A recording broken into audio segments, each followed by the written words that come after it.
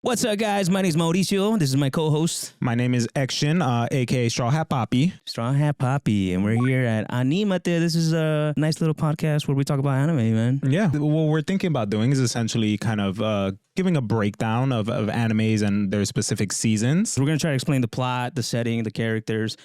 I'm going to try to not leak into other seasons. I really want to stay within this season. Okay. You know what I mean?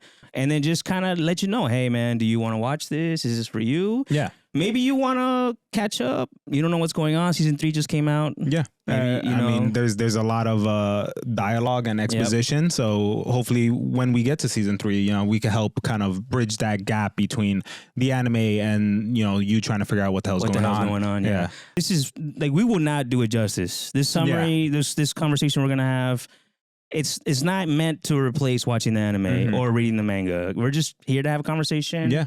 Have a good time. And I feel like we kind of dragged this on a little bit, but I really just want to nail that in. Well, it's episode 1, We're having fun. We're just trying to talk about, we really just want to talk about the anime we want to talk about. This is the exposition episode. This is our exposition This episode. Is kind of what happens in Jujutsu. Let's get it started. Yeah, let's get it started. Let's go ahead and explain. I just want to say JJK takes place in modern day Japan. Yeah. Right? It is a story about a kid named Yuji Itadori, right? Just a regular go-lucky, super athletic. I'm not going to lie. This kid's vibes, he seems like a cool kid. Like, he seems like a really nice just the chillest person, man. Throughout the story, I'm not going to lie, I really like how he's just very stoic, kind of. A lot of things that happen to him, he's just kind of like, I guess we just got to deal with it. Like, he is a very likable character, like a very likable shonen protagonist. Yeah. But it is like life throws a lot at him and he just powers through it. He's just like it is what it is. Dude. And I think that's and it's not even like your typical anime, like, because it's the right thing to do, because he is like that at first, but he's just kind of like, things are tough, so we got to get tougher, you know what I mean? And it's just like, that's cool, man. I don't know. I kind of look up to that in a bit. I like him as a character. This is episode 1, by the way. Yeah, episode 1 of the first arc. All right, episode 1 of the first arc. First arc, I think, is episode 1 through 3. Yeah. Right? Yeah. And it's just the introduction. It's just introduction. Yeah. So to kind of give you a little bit of world building. Introducing you to the main characters here. Let me start reading this, right? Yuji Itadori is a high school student with exceptional athletic ability who counterintuitively spends time with his friends at the Occult Research Club. I forgot that he was in. Yeah, he's in a club. For the occult. For like occult stuff. Yeah. And this is a common thing with his character where like you would think because he's so physically gifted, like he'd be like an athlete or like just like really full of himself. Yeah. But he likes hanging out with the nerds and the weirdos and like he's just a very nice kid, Yeah, he is. And he's just interested. It's pretty cool, man. He's got a lot of friends. Well, he doesn't have a lot of friends, but he makes different variety of friends, right? In this scene, like when he's with like his homies at the occult club, one of the coaches from like Japanese sports busts in and is like, we want like we want you to join. What are you doing? And he's like, I don't want to. Like, I'm chilling with my occult club homies. And they take him out to the field, and this is just to show like just how much of a genetic freak this man is. They have him do like shot put, which is like a weighted ball, and they throw it. The typical like form is to like spin around and chuck it. The coach throws it, and then Itadori's just like, do I throw it like a baseball? And he just chucks it and breaks like a world record by just like throwing it like a baseball. And like that goes to show just like how strong he is. Yeah, he is. I mean, there's nothing special. He's just human, but he's just very strong. I don't know, very athletic, right? That's pretty much how they premise that. They don't really say much about it besides that. There's no alluding to he's just strong. I don't know. There's no Kurama in his tummy, nothing. There's no chi at the moment. Like, it's just he's just Cheerios, bro. I don't know. Yeah. Quite literally built different. He eats his Wheaties, bro. I don't know. So he goes to his grandfather. His grandfather's dying, right? His grandfather kind of reassures him, hey, man, use that strength, dude. Do something good with it. Help others that need help, right? And that's kind of his last dying wish. And that kind of sticks with Yuji. Yeah. Right. Well, to elaborate on that, his wish is not only, hey, help others, but so you can be surrounded by people you love when you die. So you are not alone when you die. That's right. Because the grandpa, for the grandpa, he was alone. All he had was, so he tells Yuji, hey, you're a strong kid. Like, do your best to help other people. So when you die, you have I think the term was plethora of friends. Well, I think he says what was it? It was like a right death or like an honorable death or something it was, like that. It was because he says that a lot. It really sticks with Yuji about having an honorable death. Not honorable death. What is the phrase? Yeah. Having like a proper death. Yes, a proper death. Yeah. I think that's what it is. Yeah. Where he says like, this is what I want for you. Yeah. And that really burns. That becomes a big thing in him for the entirety of season 1. Yeah. It really sticks with him because he loved his grandpappy. Yeah. And then another character in the show is Megumi Fushiguro, first-year student from Tokyo Jujutsu High. So in the JJK world, right, the high school students, for some reason, they're like curse police, right? Yeah, well, it's a specific school. It's not like all high schools have curse polices. Yeah, they call it high school, but it's really like a Jedi. Yeah, like a training academy. Training academy, yeah. Right. They call it Jujutsu High, and essentially they have teachers and students, and they're essentially dispatched to take care of curse spirits. Curse spirits, yeah. Well, in this world, every anime nowadays has like a boogeyman, right? In this world, the boogeymen are curses, right? They're like these demons, these creatures. Yeah.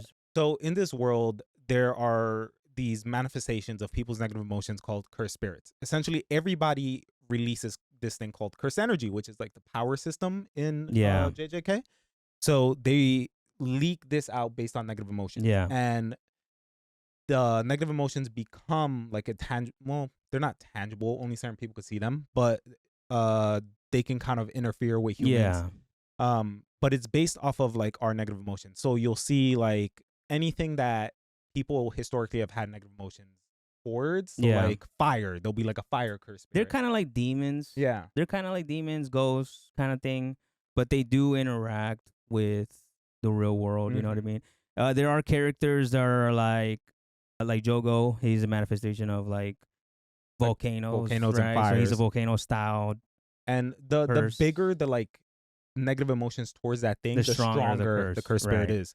Then there's these group of individuals that are able to kind of harness their curse energy and like manipulate it. Yeah, manipulate it, do cool stuff, and those are the Jujutsu sorcerers. Yeah, those are humans that are able to manage and manipulate their curse energy. Yeah. And that's kind of where Jujutsu Kaisen, Jujutsu High comes into play. Because this is where they go to like, or they're recruited to like, hey, we'll help you manage, learn, grow. Yeah. Help us clear the world of curses, right? Also, thing to note that this isn't common knowledge in their universe. Like, yes, the Jujutsu sorcerers. It's like Demon Slayer core. Yeah. It's like nobody knows that there's demons running around, you know? This isn't normal. It's not an everyday thing. Only some people can see curses. Most people have no idea that they exist. You know, they exist. So that's why I guess it's really underground, you know? So the school will dispatch the students on missions to like do things, right? Yeah. Hey, go, there's a curse at the school, go take care of it. Hey, blah, blah, blah, right?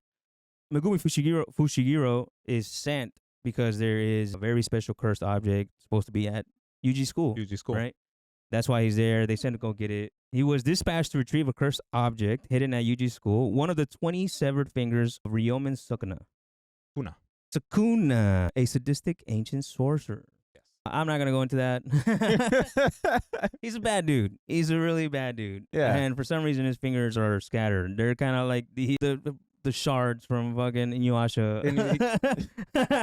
Like I said, there's a lot of influence. Yeah. There's a lot of influence from other animes. Yeah. If you're wondering why there's 20 fingers, it's not because it's 10 fingers, 10 toes. He had 4 arms. Oh, okay. I thought it was 10 toes. No. I really thought. He had 4 arms, so it was 20 fingers.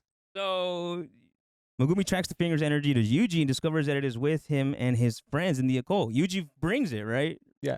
Because the occult club, we're going to have like a meeting that night to find this cursed object thing. Yeah. Because there's legends about it. There's lore.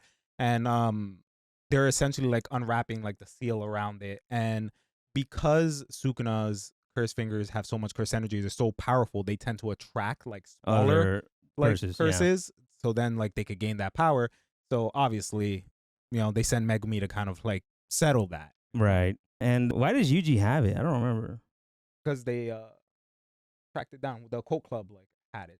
Oh, okay. Like, they just had it. They brought out the little box. In like a shrine. And they took it from the shrine. They took it out of the shrine, yeah. So essentially, they take the cursed object and immediately like curses start swarming the school. because it happens at the school when they open it, right? When they unravel it. Yes, and it's something to know. Yuji is not there at the time. Nope.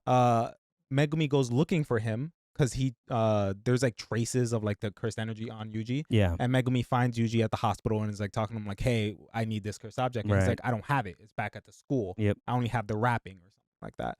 And Megumi's like, "Oh shit, like it's going down." You did what? Yeah. They rush back to the school and they get to like the front gate of the school. Megumi's like, "Yo, you stay here.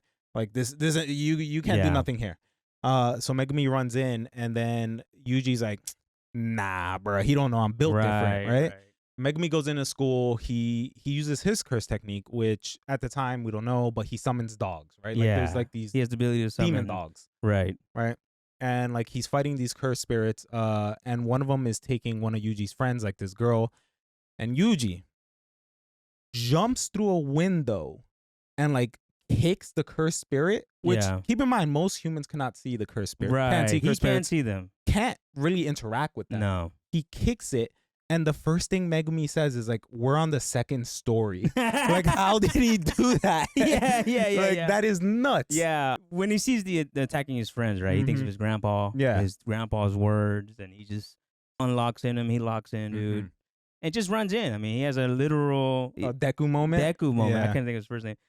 He just runs in without thinking, right? I mean, he needs to help his friends and jumps in. And it is funny seeing how people react to his athletic ability, right? People are just like, "What the hell? Who the f are you?" Right? Like, who is this guy, bro? Who is this dude, right? So let me see. I'm gonna keep reading. He fights the curses attacking them, joined by Yuji, who can see the curses, remembers his grandfather's words. In an attempt to save themselves, Yuji swallows the fingers, unwittingly becoming the physical host of Sukuna. However, to Megumi's surprise, Yuji retains control over his body and easily suppresses Sukuna.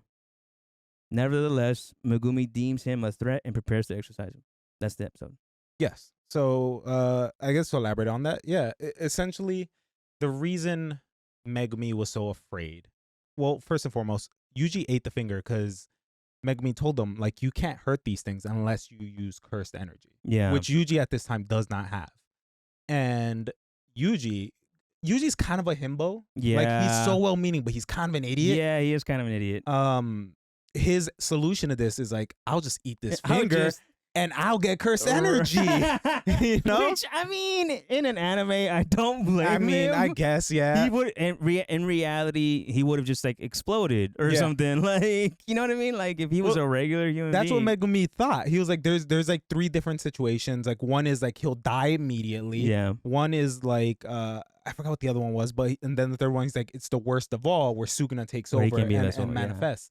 And for a brief second, that happens. Sukuna comes out, and then he's like, wait, hold on. And then Yuji just comes back out. Yeah. Because, like, he's able to contain him. Right. So, and that's episode 1. Mugi's like, all right, cool. I guess I gotta kill you. Yeah. Right? And, you know. Well, typically, he's supposed to kill Yuji right there and then. Because now he's a threat. Right. I do want to say Megumi is more of like the Sasuke type. That's his aura. That's his, I don't say much. I don't, you know. Yeah, he's very keeps himself, depressy. Very quiet, very Hybrid Theory by Linkin Park. You know? Yeah, I feel like teen me would have loved Megumi. Like teen me would have been like, it's my boy. So just put that out there. You got the himbo Yuji and emo Megumi, which is just a weird dynamic, but it works. It works, man. It's fun. Yeah, and then so episode 2, we dive deeper into the characters. There's a character named Satoru Gojo. Learn this name, folks. You will be hearing this name a lot. He is the most powerful sorcerer of modern time, right? Yeah, if you're watching this with your girl, just have her leave the room. Every time Gojo pops up. Every single time. Like, just... And as a matter of fact, don't watch the anime. You're at risk of losing. It's not, it's too much. The man he's just literally Giga Chad. I mean... Oh. Like, I'd let him hit, you know? Everybody, even the narrator, glazes this man hard, dude. Oh, yeah. There is a running joke in the community where, okay, so they introduced Satoru Gojo. Just so you know, he is the strongest modern day sorcerer. Yeah. Right? He's there to basically see what's going on with Sukuna. You know? Also to check up on Megumi because, you know, that's his teacher, technically. But yeah, the narrator glazes every time there's a like, hey, this is the fastest person. There's a caveat. Yeah. They're like, this is the fastest sorcerer alive. Except for Satoru Gojo, of course. Satoru Gojo, like every this single is time. the strongest sorcerer. Except for Satoru, of course. Yeah. And I'm like, all right, it's a running gag. It's pretty funny. Yeah. But he is that strong. I mean, he runs into he shows up, and he's not even worried about not bothered at all. I mean, he's literally like, hey, I got you souvenirs. I got you snacks. He bought desserts. He bought desserts, and he's just like, you got the demon of all demon dudes over there. Yeah. Right. Well, he eggs him on because so he arrives to the situation. He looks at Yuji and is able to tell like, oh yeah, he has like Sukuna's cursed energy running through him.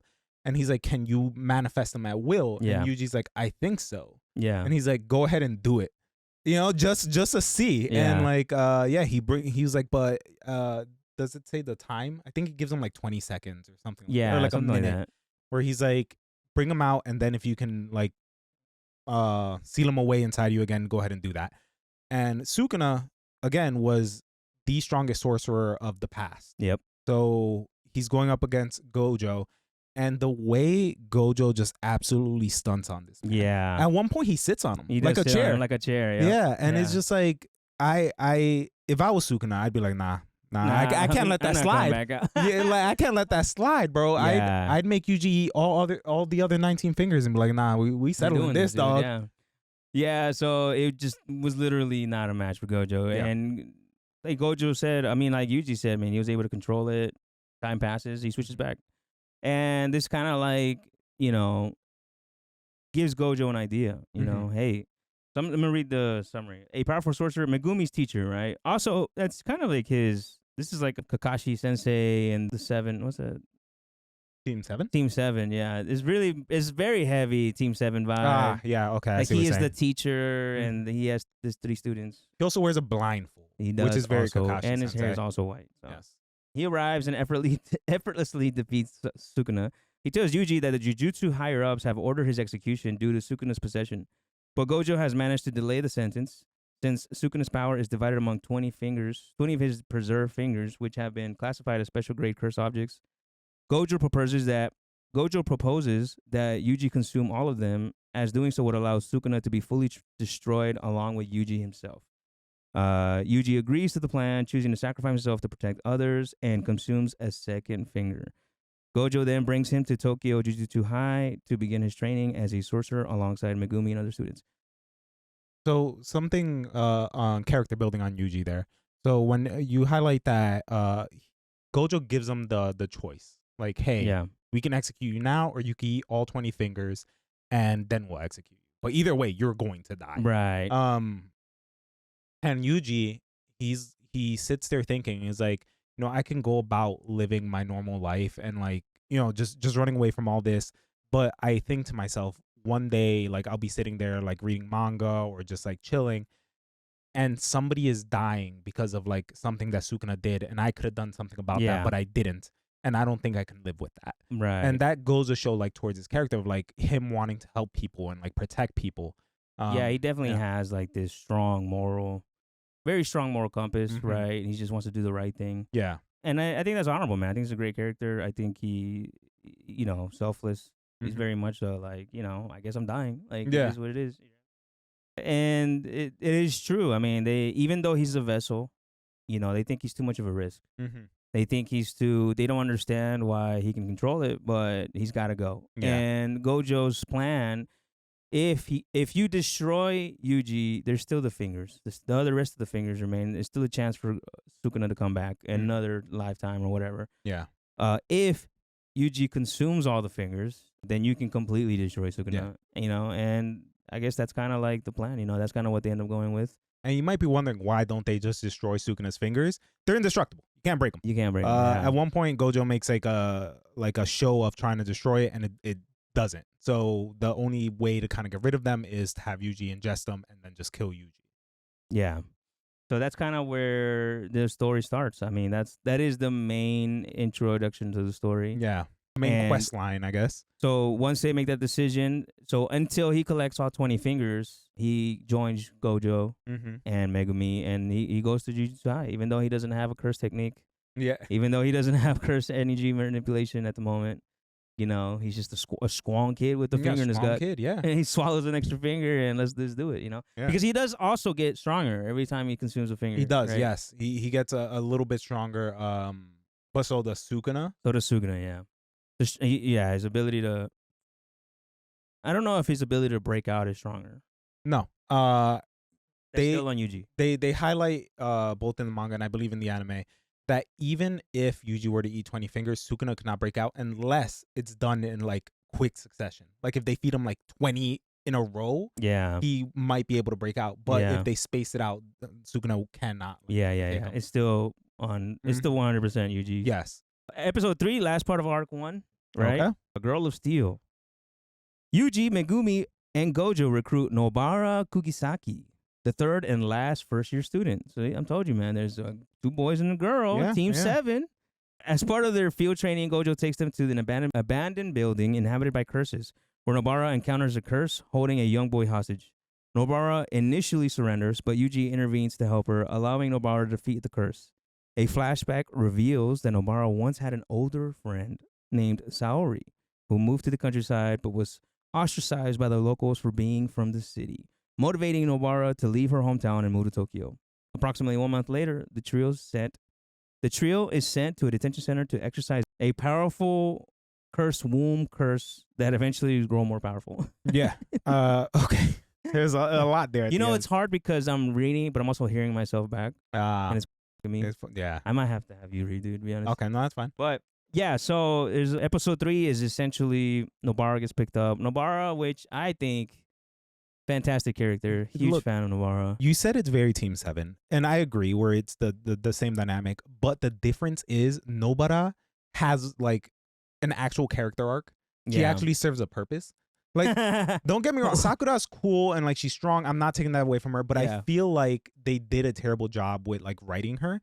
Nobara's not like that. Gege's very good about writing strong female characters. A lot of strong women. Yeah. I mean, it is very, it is a nice, it's nice to see, man. Like, they're not just, you know, damsels in distress. Yeah, There's exactly. literally badass chicks running around shit up. And I mean, in Sakura's defense, I hear the anime really screwed her over. Yeah. They really cut out a lot, or they added things that weren't, you know, like when she made fun of Naruto for being an orphan or something. But anyways, I'm just saying, Nobara, yeah, she's awesome. She's a lot of fun. She's really cool. One of my favorite parts of that episode is when they get sent on that mission. So essentially, they all pull up to this abandoned building, and Gojo's like, "Hey, I want to see how Yuji and Nobara like perform." Obviously, he's raised Megumi, so he knows, you know, what he can do, but he wanted to see what they can do.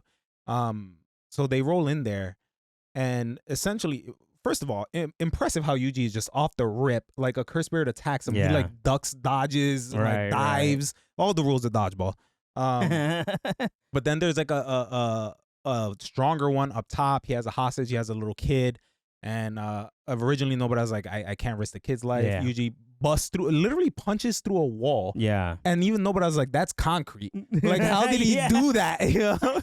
It's a recurring thing where everybody's like, yo, what the hell? How are you doing this? Right. But it distracts him long enough for Nobara to exercise the cursed spirit. And one of my favorite parts of that is Gojo's outside, like seeing what's going on.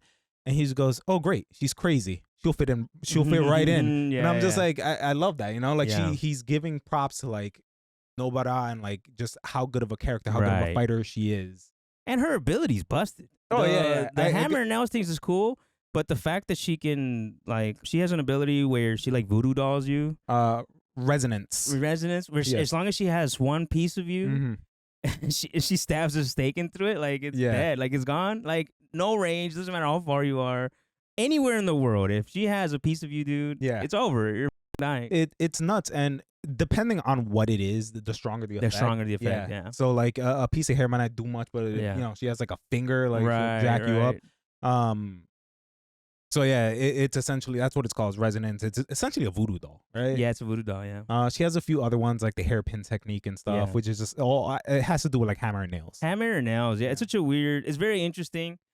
I'll give JJK this a lot. The characters are very creative. You know what I mean? They're very different. The techniques are very interesting. Like, who comes up with this? Yeah. You know what I mean? And then you just, it's such a wild west of an anime that you're just like, okay, I guess you just go with it. You're like, okay, cool. I guess that's what we're doing. Like, you don't even question it. Yeah, Gege will just start throwing terms out, and you're just like, I guess that does that. I guess that's what that means. That's what that do. That do be what it do, Yug. Yeah. So it is pretty cool, man. It's really interesting. It's fun, and this is just introducing Nobara, and that's Team 7 right now. Team 7, yeah. So we got the gang together, and we get set on our first mission. There is a little bit of a flashback from Nobara. I got to be honest. She kind of loses me there. I don't get. She's really about her friend. No, which I don't think they were friends. No, they were. It starts to feel like they were more than friends. Oh, maybe. Yeah, they were. I mean, she thinks about that lady a lot.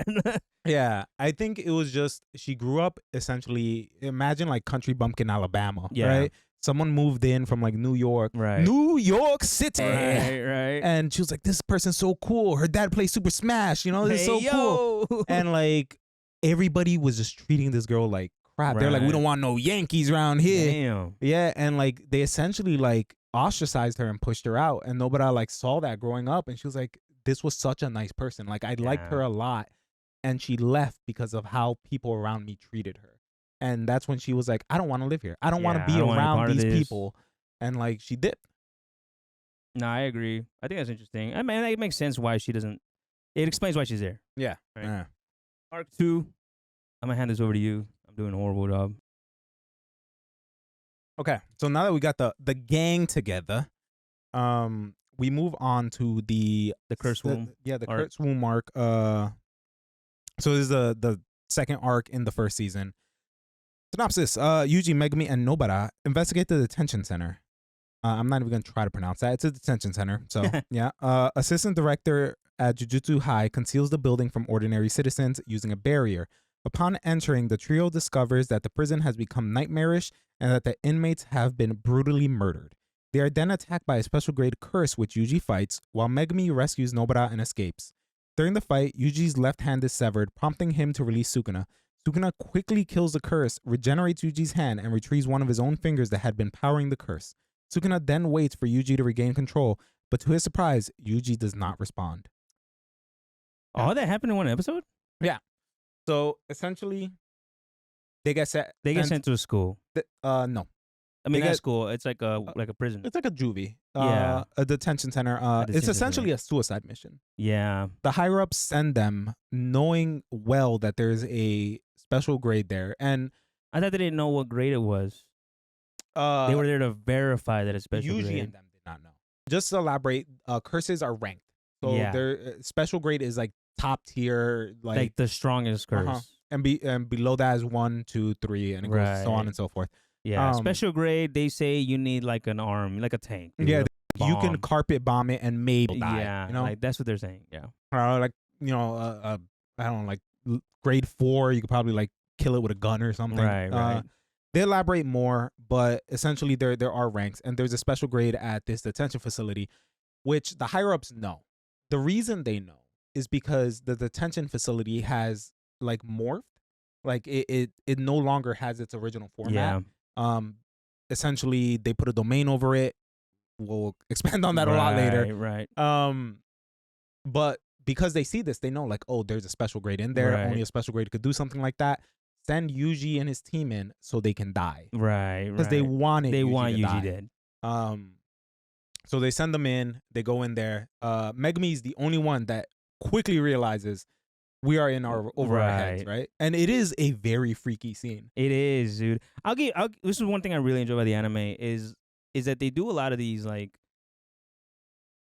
missions, like you know, objective storytelling where they have these interesting settings, interesting plots.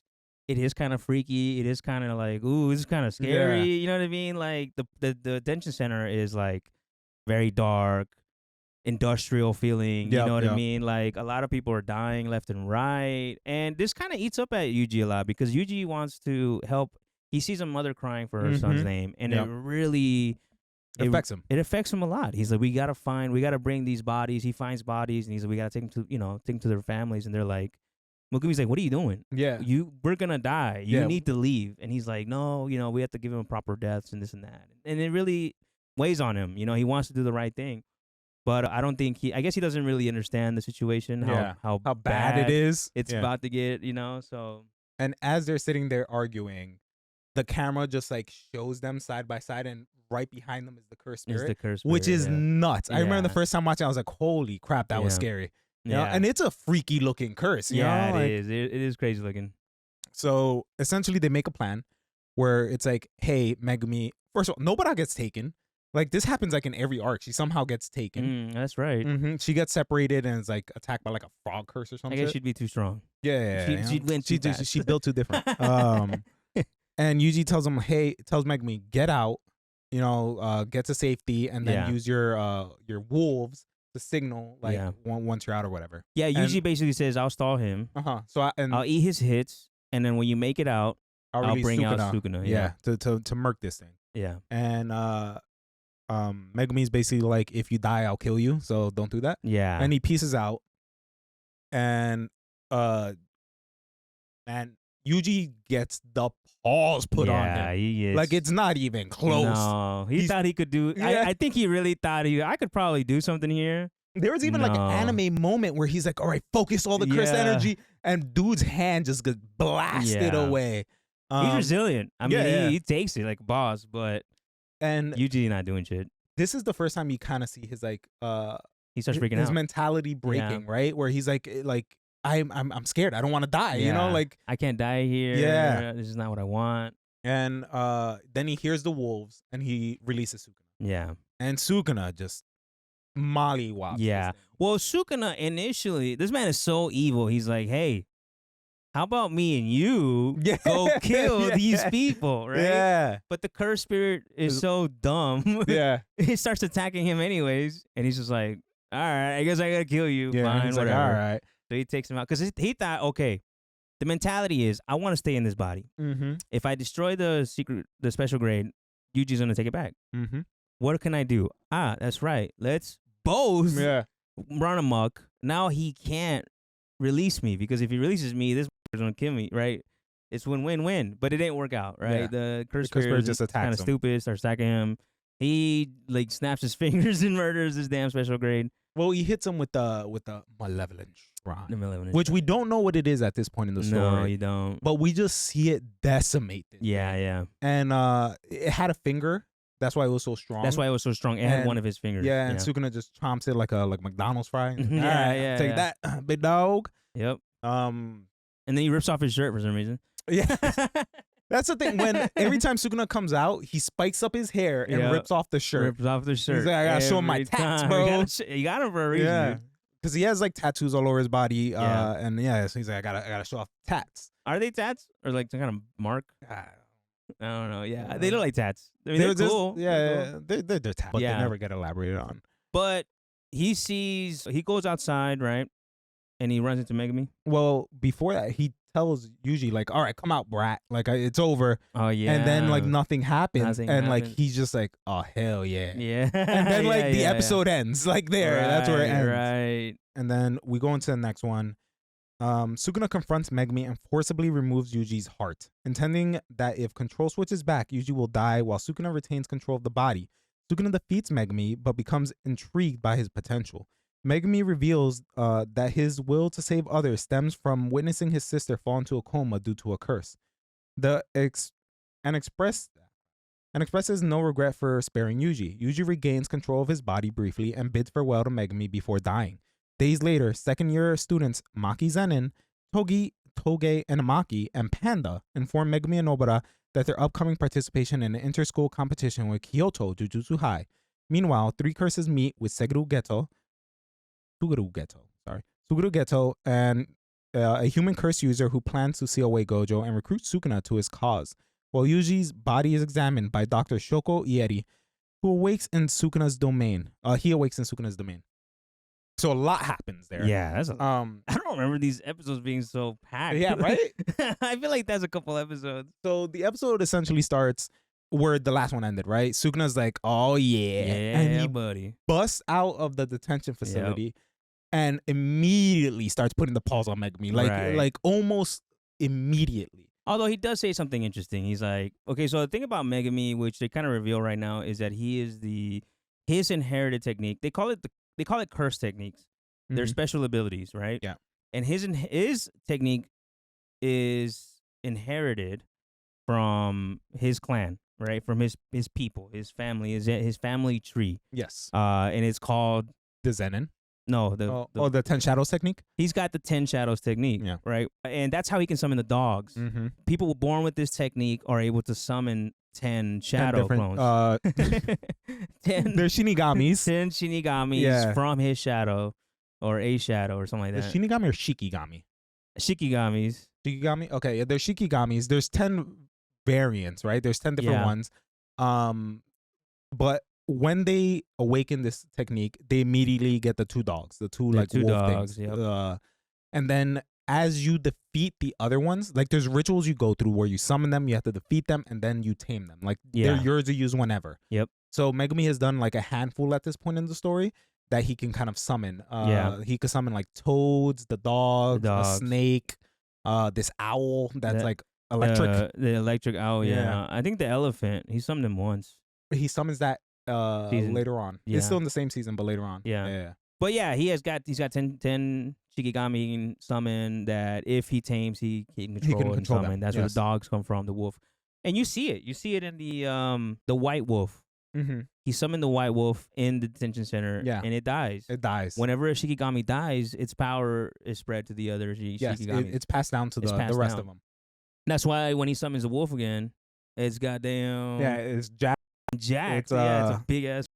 Thing calls it totality, where like it's like all of the other ones get put into this one. Yeah, and it's like a jack. It's a bipedal now for some reason. Like, it's a standing wolf now. It's that wolf meme. The hand over the glass. Yeah. But so Sukuna sees this, puts the paws on him, and it's like it's so disrespectful. Yeah, you know, like he's just toying with him. At one point, Sukuna has his hands in his pockets, and it's just like weaving. Like, right. But there's something interesting because he does bring up the fact that, hey, you're the 10 Shadows technique owner. Why did you run? Yeah, it's kind of a waste of your potential, isn't it? He looks at Megumi and he's like, what are you doing? Why did you run? You have this incredibly powerful technique. And I guess Megumi isn't aware, or maybe he doesn't. I don't know. I don't know what's going on at this point.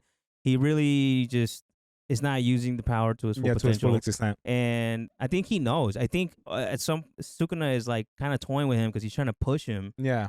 To like, come on, man, like do something. Do something. Right? And it's very interesting because like, I don't know. I don't know what's going on except that he's just beating the brakes on this dude. And because he could kill him in an instant. Yeah, 100%. And it also brings up the question of like, at this point in the story, it's like, why? Why is Sukuna interested in him? And like, why is Sukuna pushing him to get stronger? Yep. But essentially, this whole fight ends with Megumi being backed into a corner. Yep. And trying to do his ace move, which I won't reveal. Yeah. But he tries to do his ace move, and right as he tries to, Yuji takes back control. Yep. At the start of something I forgot to mention. At the start of this fight, Sukuna rips out Yuji's heart. Yeah. And is just keeping him alive. So if Yuji were to take back over, he'd instantly die. Yeah. And so before Megumi's able to do his ace move, Yuji takes back over, and he just looks at him and goes, "It's okay. It's okay, Fushiguro," and he just dies. Yeah. He switched back. He knew he was gonna die. Yeah. He made the sacrifice knowing damn well he was about to die. And I mean, there's something interesting about the way Sukuna did it because he knows there's something called the reverse technique, right? Reverse curse technique. Reverse curse technique. That's how he's keeping himself. He knew that Yuji was gonna die immediately because he's keeping himself alive using that technique. And it's interesting. I don't know. That episode ends with him. No, it doesn't end. But the fight ends with Yuji dying, Megumi traumatized. You know, he just lost a friend because even though they weren't friends for very long, he grew to really like Yuji. You know, they were friends, and it takes a toll on him and Nobara, and you can see it as they get back to the school. Yeah. And that's when we're introduced with kind of some of the other cast. We meet Maki Zenin, which Zenin is one of the three major houses in Jujutsu Kaisen. Gojo is also another one, just FYI. Yeah. So we meet him. Inumaki, which is another fan favorite. He has the power of curse speech, which is essentially what he says you have to do. Yeah. the stronger the words, the like stronger the blowback on himself is. So if he were to be like, go die, you know, it kind of hurts him too. Right. It's kind of like the Dune thing, right? Yeah. Oh, the speech thing? Yeah. Yeah, where he literally, if he says like fly away or some shit, like you just go flying away. Yeah. But he can't speak. He can't speak. Because of this, he speaks in only like sushi ingredients. Yeah. You know, he goes like tuna mayo. Yeah, he literally, That's just kind of like, all right, dude, whatever. Yeah, and it's funny because like some of the characters understand him. They know what like, he's saying. Yeah, they're like, oh yeah, cool. Yeah, what's his name was like, you know what the he's saying, dude? What the hell? Like, how are you understanding them? So there's him, there's Maki, and there's Panda. My boy. This is gonna be very confusing. They don't explain it off the rip. It's a panda. No, it's just a giant talking panda. It's a giant talking panda. Like I said, you're just gonna be thrown shit at. You're just supposed to accept it. Like this is just what's happening. They explain it later on a little bit, but even then, I'm still kind of like, what the hell? Because he's not really a panda. Yeah. He's like, it's interesting. We'll see. He's like a homunculus. I guess, kind of thing. You know what I mean? I mean, they even say in this fight, they're like, panda. It's not a panda. He's not a panda. Yeah, he's not really a panda, but he is a giant panda. Yeah, by looking at him, that can speak. He's got a, he's very special because he has feelings. He can, he's very emotional. He's really cool dude. And their introduction is met because they're trying to talk about how there's going to be this tournament. Yes. From the different school, the Kyoto school and the Tokyo Jujutsu school. They're having a tournament. Kind of like a little tournament arc. It's kind of cool. Yeah. I'm always a fan. I love tournament arcs. I think they're dope. I mean, I think it's silly, but at least you get to see some dope ass fights, right? Oh, yeah. It doesn't really make sense, but I'll take it. I'm a sucker for it, man. Yeah, like I grew up on Shonen. You throw me a tournament arc, I'm in it. Tournament arcs, bro. This is all I know. The OG. The OG. Yeah. Yeah, so they're pretty much thrown in. They're saying that they're shorthanded on a grade 2 or 3, right? They're just shorthanded on people on their team. Yeah, so they need... one of their students got expelled. Yep. And the other one's away on business in Africa. So they're shorthanded and they need people to join. So they're bring the undergrads. Yeah. Yes. Which, I mean, they're being trained by Gojo. They know they're strong. They don't know how strong, but they know they're strong. And they joined the tournament, even though they're still grieving, I guess. So that essentially is going on, and subsequently we're introduced to some other characters, which are going to be our big bads of the season. That's right. At the end of this episode, you're introduced to the main. Yeah, we're introduced the Legion of Doom. The Legion of Doom. Yeah, they're led by this curse user, Geto. Yeah, which we'll go over during season 2. We'll go more over him. But he has 3 curse spirits that are special grades. What makes these special grades so different is they're capable of like complex thought, right? Yeah. Like they have feelings, they have emotions. Curses. They're very intelligent. Yeah. They're able to plot, connive, this and that. Yep. And Geto's kind of their ringleader, right? Yeah, which is weird. It's very weird. I don't think anybody's seen curse speak, let alone like plot. You know what I mean? Yeah. But just to show how advanced they are. Well, how evil they are is the scene is in like a little cafe, and there's one like waiter who can't see curses, but he can like kind of sense them. He's like, I just have this overwhelming feeling of dread. I'm leaving. I quit. Yeah. And he just leaves. And then like there's like a waitress coming up to Geto's table, and she can't see them obviously because of curses. Yeah. She can only see Geto because he's human. And it's like, hey, is there anything I can help you? And the volcano curse spirit, Jogo. Just lights her on fire. Like everybody in the restaurant just spontaneously combusts. And it's just like, they're just like, this is how evil they are. Yeah. They don't give a crap about human life. No, they don't. Yeah. He's a bad dude. One bad hombre. All you need to know about Geto is he has gray hair and he's a bad dude. Yeah. And their whole plot, at least the curse's plot, is, and explained that this time, they want to replace humans as like the living life forms on Earth. They're like, we're the true. They want to bring forth like the gray era of curses. Right? Yeah, like they want to exterminate all humans and make it to where curses are like the dominant. Yeah, and that's why they're meeting up. They're meeting up to plan, to plot. Yeah, and so that's the end. That's the end of episode 4. 5. And Yuji's dead. He's on the table. Yuji's dead. His heart's ripped out. Gojo's real upset about it. He's pissed off. He's contemplating killing the higher ups because he's like, bro, they sent him on a suicide mission, some bullshit. I do want to say Gojo does not give a no. And Gojo talks to like the higher ups, like he literally walks all over the dude. Like it does not. When he went to go visit the principal, and he was just like, I don't know, man. He was pretty close to killing him right there. And yeah, like the Kyoto school principal. Yeah, and that goes to show just how much stronger this man is than everybody else in the universe. Like he is stupid strong. And they just take it. Yeah, because there's nothing they can do. They're just right? They're like mad about lucky it. He's on their side, to be honest. No, facts. Okay, so then we jump into episode 6, which is still within the same arc. Megumi and Nobara train alongside the second-year students in preparation for the competition scheduled for the following month. Meanwhile, Sukuna manipulates Yuji into making a pact in which Sukuna can temporarily take control of Yuji's body for 1 minute by uttering the word "enchain," with the condition that he cannot harm anyone during that time. Yuji is then resurrected without memory of the pact. Gojo tells Shoko to delay reporting Yuji's revival, intending to keep it secret as long as possible, as he is aware that the Jujutsu higher-ups orchestrated Yuji's death. Gojo begins training Yuji to control his cursed energy. Geto instructs the cursed Jogo to use the special-grade cursed object prison realm to seal Gojo, whom Geto deems too powerful to kill. Jogo, however, vows to kill Gojo and ambushes him while he is en route to meet the principal in Tokyo Jujutsu High. All right. So, we know Yuji's dead. Yeah. Right? The episode opens with Yuji inside Sukuna's like innate domain. Yeah. Which is just like his realm. His realm, yeah. And he's basically like arguing with Sukuna, which is wild. You know, like this is the strongest like sorcerer of the past, and Yuji's just talking to him like, "Yo, bro, what the fuck?" Yeah. You're gonna do what I tell you. Yeah. And we quickly learned this is not a Naruto and Kurama situation. This is not a like, hey, we're kind of cool.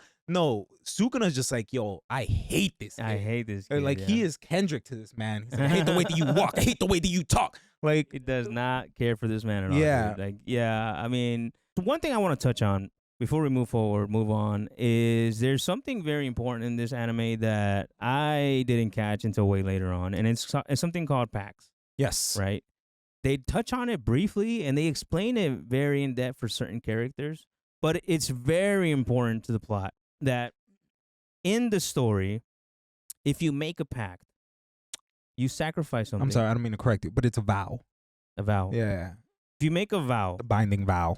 A binding vow. That's what it is. But you're making a contract, right? You offer to sacrifice something, you get rewarded. There's in exchange for something, and it's something that's very common. Yes. You know what I mean? And it's not something that like it's based on faith. It just happens. It will legit happen. If you sacrifice something, you get something in return, but you have to abide by the contract. Yes. The minute you break the contract, it backfires. It backfires hard. There's and this is also like alluding to Hunter x Hunter. If you've ever seen Hunter x Hunter, there is a character, forgot his name, dude with the red eyes. He does something like this where he like makes like a contract with himself. Yeah. Right. So this is very similar to that, where a vow can be made either to yourself or between two parties, right? Between two parties, yeah. So if you make it with yourself and you break it, the worst that's gonna happen is you lose whatever you gained. Yeah. Right.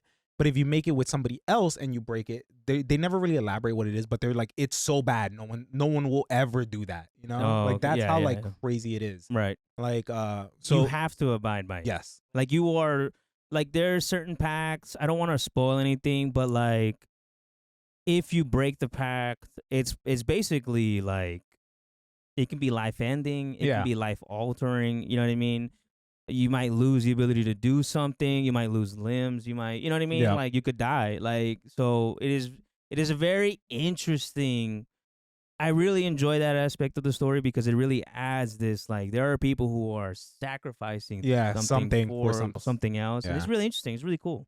So here we see the first instance of this. Yeah. Where first of all, Sukuna proposes something to Yuji. He's like, hey, we could run the ones. If you lose, then essentially you have to abide by this vow, where if I say enchain, I can come out for, I think it was like 2 minutes, something like that. It was like 60 seconds. 60 seconds. Like that, it was a short period of time. He's like, if I utter the words enchain, I have to take control. But with the caveat that I cannot hurt anyone within that time, and you have no remembrance of making this vow with me.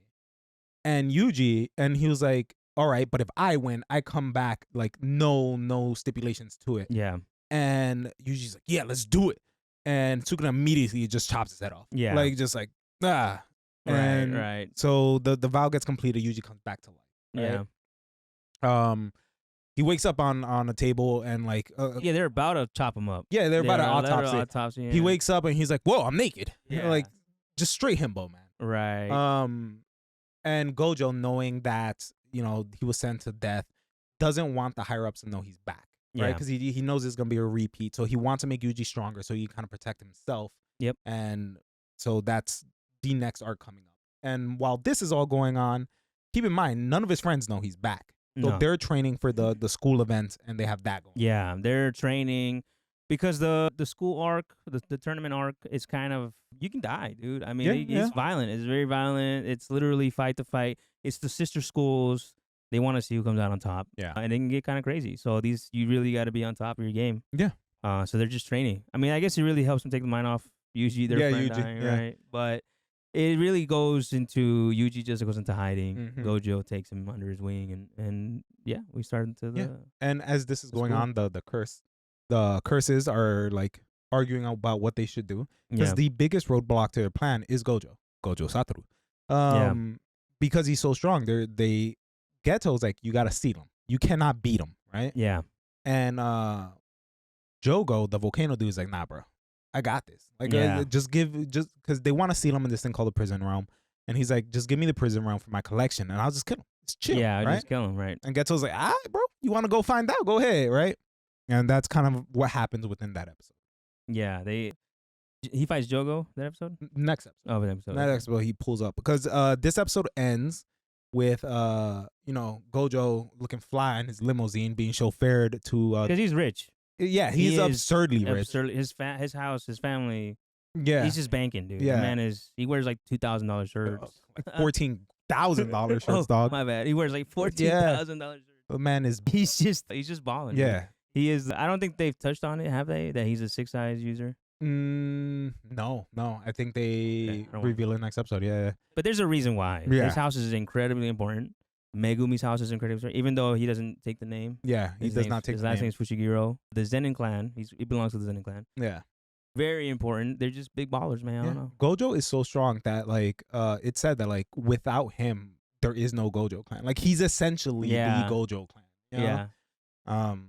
But so we go into the next episode.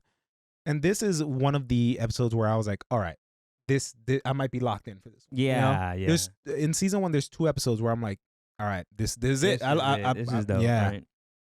So, all right. So the last episode ended with Jogo ambushing him, right? But after Jogo failed attempt to kill Gojo demonstrates his innate curse technique, explaining that he manipulates the flow of cursed energy to create an infinity, a barrier that slows down attacks, therefore rendering them unable to touch him.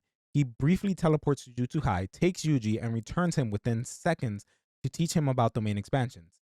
Gojo counters Jogo's domain expansion with his, overwhelming Jogo and allowing Gojo to decapitate him.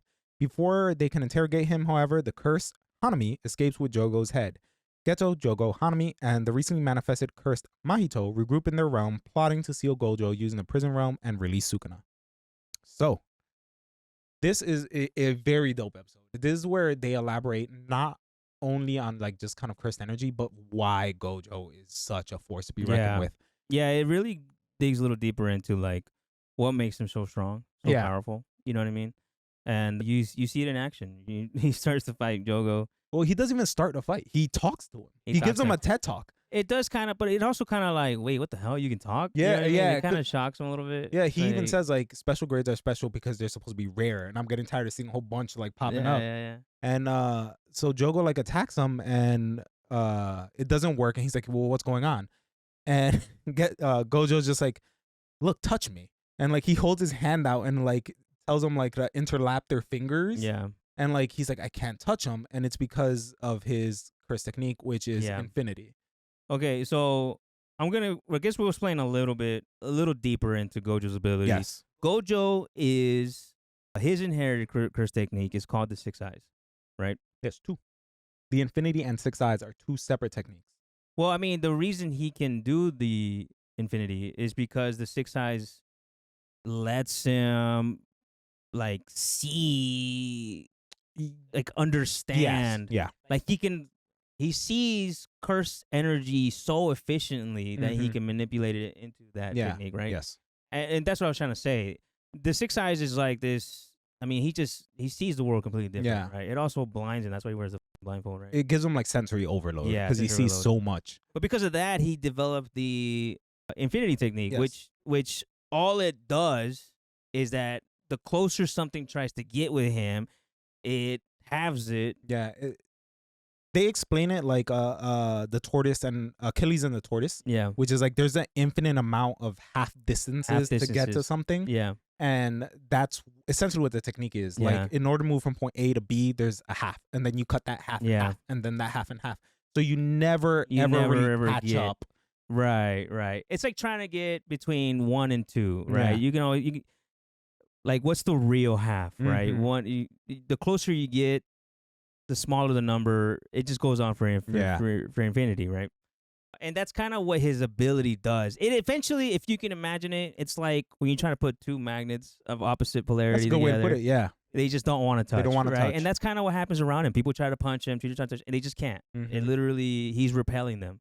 And right? something to note is it is automatic. It's not something that he at this point in the story, it's not something that he consciously thinks about. It's just on. It's just on. Yeah. And it's able to differentiate like if someone's trying to shake his hand versus like a bullet coming at him. You know? Right.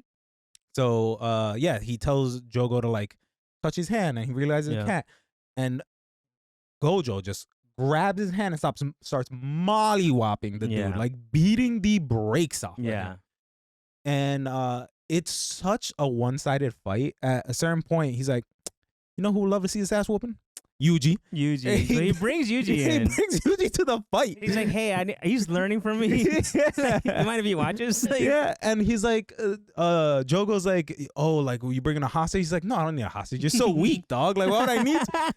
And like, weak. This sets Jogo off. Yeah. And he does the epitome of Jujutsu, right? Yeah. Which is this thing called a domain. Domain expansion, right? Simply put, it is essentially your own like domain superimposed on the world. Yeah. It's essentially like a floating orb that once you're inside it, it's a whole different world. Yeah, you essentially like you surround everyone around you within a certain distance, and you put them in like on your terms. Yeah, like in your world, on your playing field. And it's in this little world, this little domain, you have the advantage. Yes. You know? You not only get like specific buffs, like in a video game, that's how they explain it. Like you get stronger, faster. But within that domain, your curse technique, whatever it may be, is basically superimposed in that area. Yeah. And it automatically hits. Yeah, it's like guaranteed. Yeah, it's a surefire hit. Yeah. Yeah. The only way you could defend yourself is if you know like a simple domain technique, or you try to escape, which because the inside is bigger than the outside, there's no way to tell where the edge of the domain is from the inside. So you'll probably fail. Or you activate your own domain, and if yours whoever's ever got the strongest domain, the more refined, stronger one wins. Yeah. So as Jogo like opens his domain and is like, oh, like I'm gonna burn you alive. It's just like a giant volcano. Gojo's just like takes off his blindfold, right, and reveals those baby blues. He just goes, beautiful void. Like, domain expansion, beautiful void. And like, I don't know what is it, like space galaxy like superimposes onto the volcano domain. And it's what's his domain called? What is his domain? Who? Gojo's. I don't remember. Infinite Void. That's what it's called. Oh, the Infinite Void. Infinite Void. Essentially, Gojo's domain makes you see the world how he sees it with like his six eyes, where like it's so much information coming at you, but none of the information is complete. So the way they explain in the manga, it's not like apple, grape. It's like A, B, B, B, B. Like, but like none of the information is complete, but you're just being like inundated with information to where like you're mobilized. With information. Basically gives you autism. You know, like you just can't move. You know, he just hits you with a lot. And he rips his head off, you know. But that's when my wife got real into the anime, you know, when Gojo, saw the baby blues. Took off the blindfold, you know. He's like, you know what? What are you watching there, honey? Yeah, what are you? What is this? Yeah, and he's just like, oh, I feel bad for you, man. You ugly as hell. Not like me. You know? Yeah. So Gojo puts his hands on him. Jogo barely makes it out alive. Yeah, his boys come in and plant dude. Him. Yeah, plant dude. Saves his life. Runs off. Which I don't remember how they got away. I think he goes in the ground. No. He uses one of his techniques that's like a field of flowers. That's right. And like it's supposed to make you like relax. And then he makes a vine like come out and grab Yuji's leg and like flings him into like this spiky thing. And Yuji's like, I'm fine, go get him. And like as he's getting flung, he's like, I lied, come back. And Gojo's like forced to save him. But yeah, I believe that is where that episode ends. You know, they get back. Jogo gets back to like his hideout and is like, yeah, y'all weren't lying, bro. Like that man about that life. Yeah. So what's the plan? So what was the plan again? We sealing this man? Like, yeah. Yeah. I don't know if you guys know this, but that Gojo guy is no joke. You don't say. He was like, man, y'all weren't lying, bro. The stories. Yeah. Like, why didn't anybody tell me? He's like the King Bon, you know? Like, nah, he murders people, dog. Yeah. So basically. And that kind of leads into the next episode, right? Mm-hmm. Because they're determined, all right, we really, as we've proven, cannot kill this man Gojo. Yeah. We have to do something about him. Yeah. And that's where the plan, I think this next episode, right? It shows up what's going on. At the end of this episode, they talk about, like, sealing him. So they know for a fact they can't kill Gojo. Mm-hmm. You know what they can do, though? They can seal him. Yes. All right. So that is the end of that episode and the end of that arc. The end of that arc, yeah. Arc 3. The next one would be we get introduced. We've seen him, but now we're truly getting introduced to the most despicable, heinous motherfucker in this whole show, Mahito. Mahito, yes, sir. He is the youngest of the three new curses. So let's go. And this arc is called the versus Mahito arc, I guess. Yeah. But quick synopsis of episode 8. Nobara and Megumi meet Kyoto Jujutsu High second-year students, Mai Zenin, Maki's twin sister, and the GOAT. The third year, Aoi Todo. Todo challenges Megumi to a fight and quickly overpowers him, nearly pushing him to his breaking point before Panda and Toge intervene. Maki tells Nobara that she is unable to use cursed energy and instead relies on cursed tools in combat. At Jujutsu High, Gojo confronts Kyoto's principal, Yoshinobu Gukaganji, accusing him of deliberately endangering the Tokyo first years during the Cursed Womb mission. He warns Gakuganji that the threat posed by powerful curses like Jogo and Sukuna and stresses the talent of students such as Yuta Okotsu and Yuji, suggesting that the Jujutsu world is on the brink of change. A month later, Mahito kills 3 high school students in a movie theater and is approached by a teenage boy who's able to see him. Yeah, so we have some very interesting characters introduced in this episode. I think it's great. One of my favorite characters, Todo. Aoi Todo is... He is our autistic king. This man is the GOAT. The GOAT. He is just... He's such a cool character, but I feel like if you knew him in real life, he'd be very annoying. Man, I'd be best friends with that man. Bro. He'd be my best old friend, because he does... I'll give you this, though, man. He does not give a...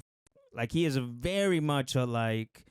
You know, if you hit his expectations, his bar, you're my dude. If not, you know what I mean? He considers you weak or whatever, I guess. I don't know. But it's a really cool interaction where you kind of get a little bit taste of him. Where he comes up to Megumi and asks him, what kind of women are you into? Yeah, right? What kind of woman is your type? And you know, he's an open-minded king, right?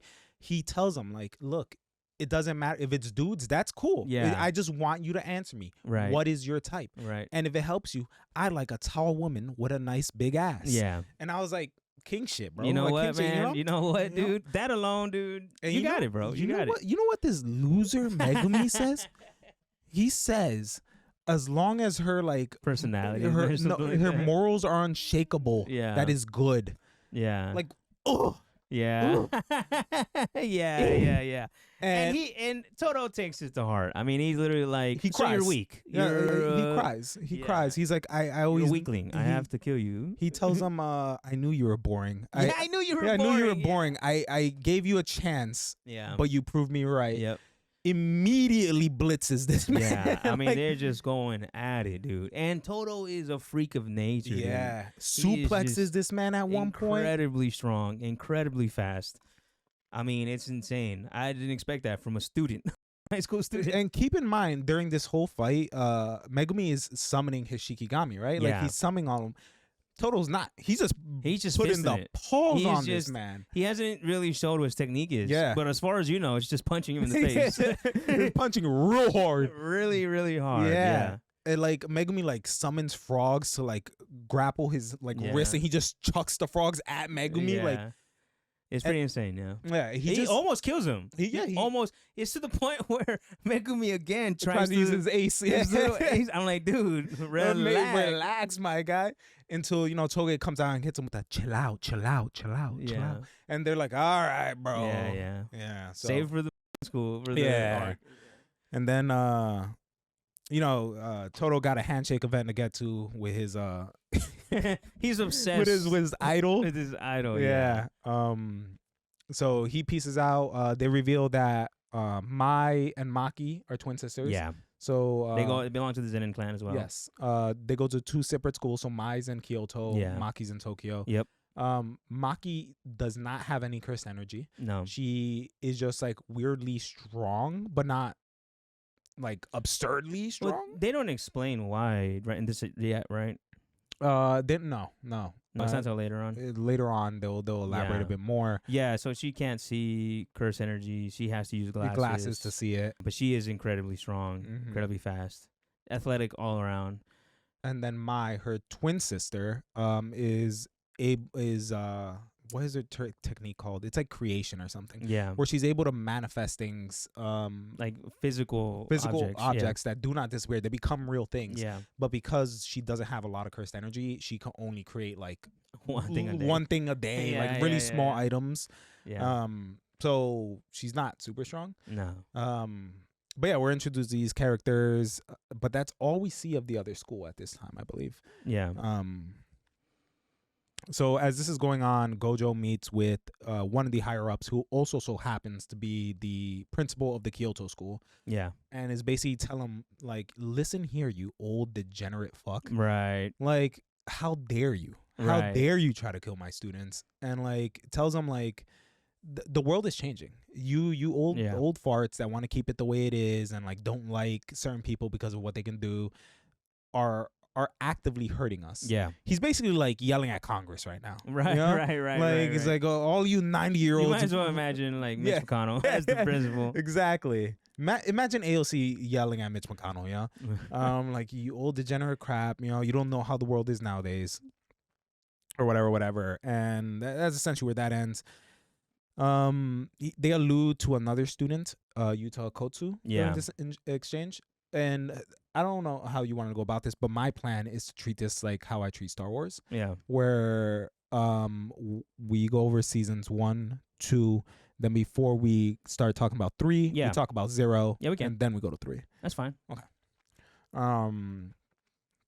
So they allude to another student, Yuta Kotsu. He's the one that's currently in Africa, getting in touch with the motherland. Yes, sir. And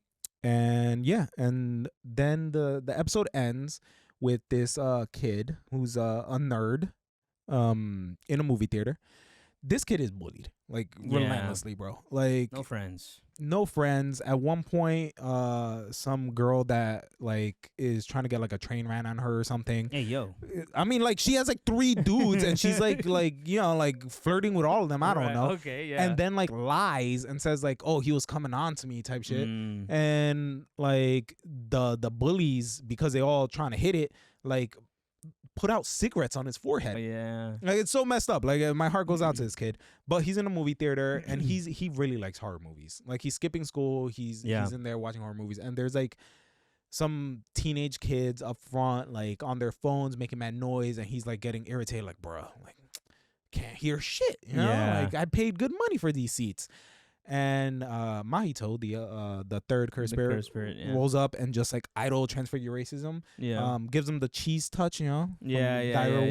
And they turn to like these weird abominations. And Mahito, Junpei, that's the nerd kid, Junpei sees this, and against any logic of being like, yo, that was crazy. I'm gonna get the hell out of here. Yeah. He follows him. He's like, yo, did you do that, He's bro? like, how did you do this? Yeah, and I'm just like, bro, like, and Mahito turns around, and obviously there's an audio format, so you don't see it. But if you've seen the episode, this man has stitches all along his face. It's like patchwork, like that's what Yuji calls him. Yeah, patchwork face. Patchwork face. Yeah. He looks like a patchwork doll, but a humanoid. And instead of being like, oh, whoa, I don't want to like interact with you, he's like, take me under your wing, sensei. Yeah. So that's kind of where that episode ends. That is a very weird kid. Man, when you're bullied, you look for friends anyway. Right, I guess like poor kid. Yeah. I did feel for him. Right. So we go into the episode 9, which is within the current arc. High school student Junpei Yoshino skips class to watch a movie, but witnesses his bullies die when their faces are grotesquely transfigured. He follows Mahito, a curse born from human hatred, and asks him for help in learning how to control cursed energy. Mahito begins indoctrinating Junpei with his nihilistic views on human existence. Meanwhile, Yuji teams up with Kento Nanami, a former salaryman turned jujutsu sorcerer, to investigate the incident. During a battle against two curses, Yuji uncovers his curse technique, which involves using curse energy to enhance his punches and physical strength. That's not a curse technique, but whatever. Nanami determines that the curses are actually humans who have been transformed. He sends Yuji and Ichiji to investigate Junpei while he confronts Mahito directly. So, like we said, Junpei follows Mahito. Mahito starts indoctrinating him, and something we didn't mention earlier, like we said, curses are born off of negative emotions. Mahito is the negative emotions that people have towards other people. Right. Which he is the newest of all of the disaster curses, the big 3, which is kind of weird because I feel like as long as there's been a us, there's been a them, type thing. Okay, yeah. So it's like, wouldn't he have been manifested like forever ago? A long time ago. Yeah. It's new. It's he's a new. The internet has brought up. So Mahito's a millennial. Exactly. MySpace brought about Mahito. So we're introduced to Mahito, Junpei. We understand their dynamic. They're kind of like being edgy with each other, like, life's hard, bro. Yeah. We're introduced to Kento Nanami, another one of my favorite characters. Nanami's awesome, dude. I see a lot of myself in him. Yeah, I mean, well, he was an office salary man, and a 9 to 5 who gave it up to to go back. Well, he gave up to go salary to come back. When they introduce him, they're like, "Oh, why did you come back?" He's like, "Well, I determined being a jutsu sorcerer was terrible, but I also determined that being a salaryman is terrible. So I guess I just picked one." And he became a jujutsu sorcerer for the second time. And he is tasked with training Yuji, helping him understand kind of curse techniques and stuff like that. And cursed energy. Something else that we haven't elaborated on to kind of explain how curse techniques work. Cursed energy is the power system. Think of it as like chakra in Naruto, right? Cursed techniques are the utilization of that energy into your ingrained technique. Everybody is kind of born with a technique. You either have one or you don't.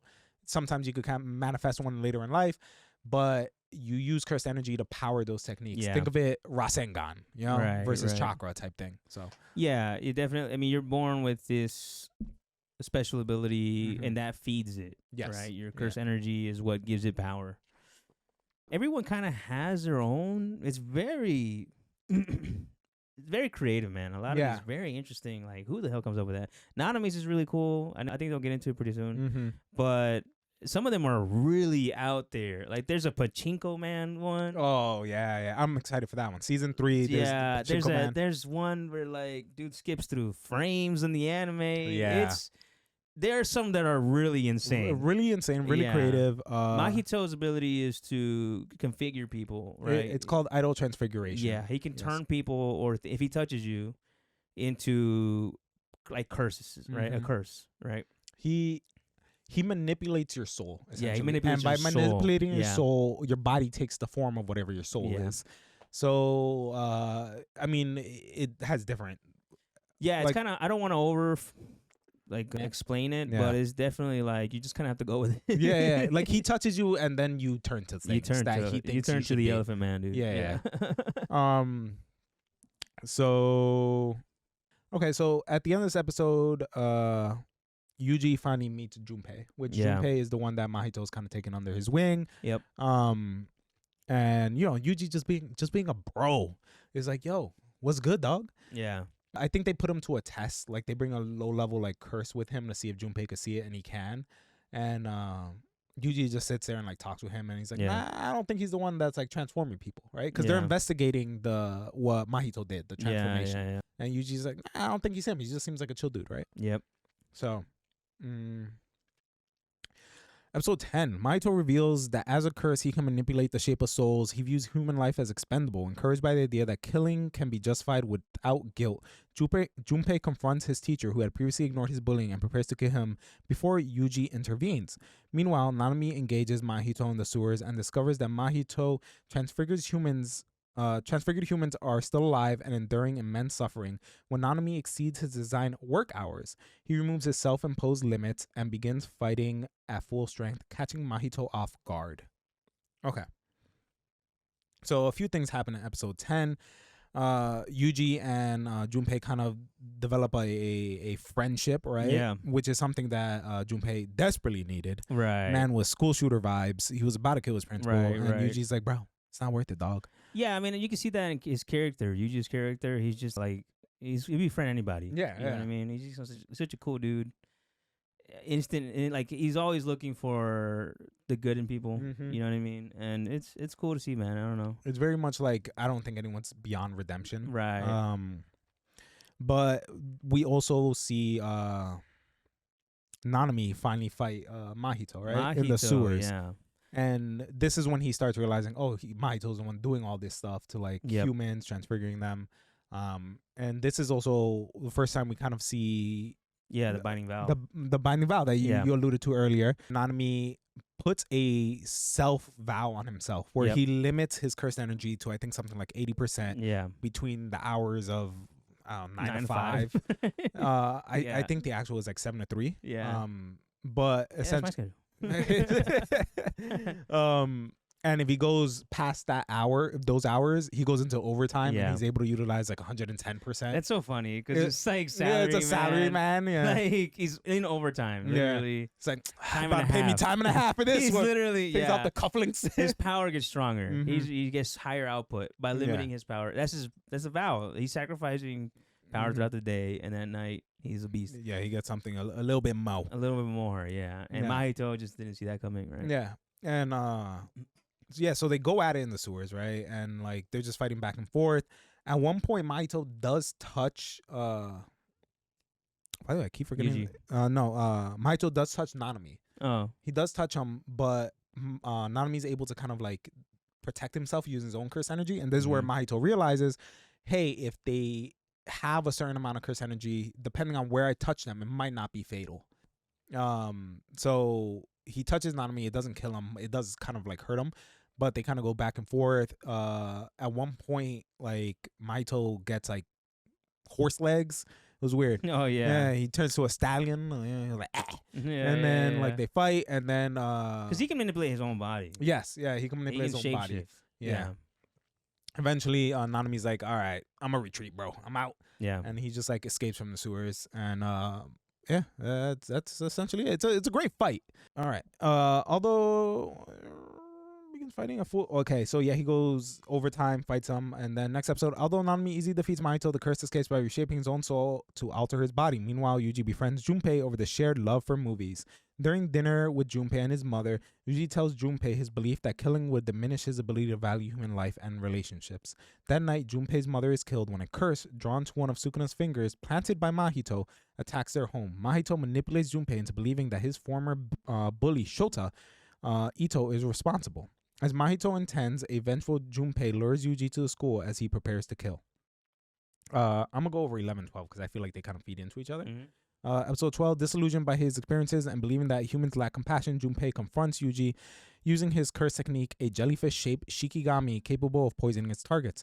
Yuji attempts to reason with Junpei and encourages him to enroll in Jujutsu High. However, Mahito arrives and reveals his manipulation. Junpei tries to resist, but Mahito quickly transfigures him into a mutated creature. Yuji desperately pleads with Sukuna to save Junpei, but Sukuna mocks him and refuses, joining Mahito and laughing at Yuji's helplessness. Junpei dies in front of Yuji, causing him to break down and attack Mahito in rage. His blows are able to damage the curse's physical body and soul. Mahito attempts to transfigure Yuji as well, but Sukuna intervenes, warning Mahito not to touch his vessel again. Nanami arrives and joins Yuji in battle, vowing to exercise Mahito together. So, after Nanami and Mahito run the ones, we cut to like Yuji and Junpei, right? They're bonding over their love for movies, and they're talking about like Human Centipede and shit. Right. And Junpei's MILF mom pulls up. Hey, yo. I mean, she low-key a MILF, bro. She look mad young. That's all I'm saying, dog. But, you know. But she pulls up and she's like, "Oh my god, my son has a friend. You should come over for dinner." And Yuji's like, "Shit, free food? Say less." Yo, right. Like say. So they pull up, they have dinner, and like they're having like a heart-to-heart where Yuji's like, "Nah, like I value human life too much to like take a life, you know?" Because, you know, Junpei's on this like edgy school shooter vibe right now. Right. So he's like, nah. So Junpei's kind of fighting that. But that night, Junpei's mom dies. Yeah, Mahito plants one of Sukuna's fingers. Like we said, this finger attracts other curses to the finger because if they absorb it, they get powerful, right? Yes. So, you know, his mom is killed. I don't think in front of him, right? He finds her body. Yeah, and it's gruesome. Like her entire lower half is gone. Right. Yeah. And Mahito's like, your bully did it. Right? Yeah, he's basically like, is there anyone that might want to hurt you? Right. So it kind of pushes him to the edge a little bit, right? Yes. Junpei. And Mahito actually like reconfigures his brain to be able to use curse techniques. So now he has a curse technique. Which is like this poison jellyfish thing. Yeah. So he pulls up to his school on like a dark, rainy day and just starts murking everybody in the auditorium.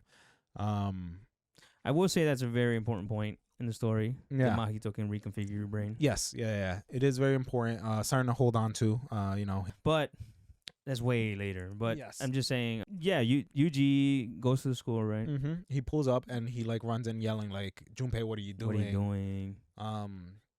And they start to run the ones, right? And Yuji doesn't want to hurt him because he knows. He knows. Yeah, he's just a lost kid, right? Exactly. So they're kind of running. They're kind of fighting, and at a certain point, something else. The jellyfish has poison. It poisons Yuji. For some reason, it's not working. It's because Sukuna's inside of him, body, and he's like the king of poisons as well. Yeah. He's the king of everything. He's the king of everything, bro. He's just the GOAT.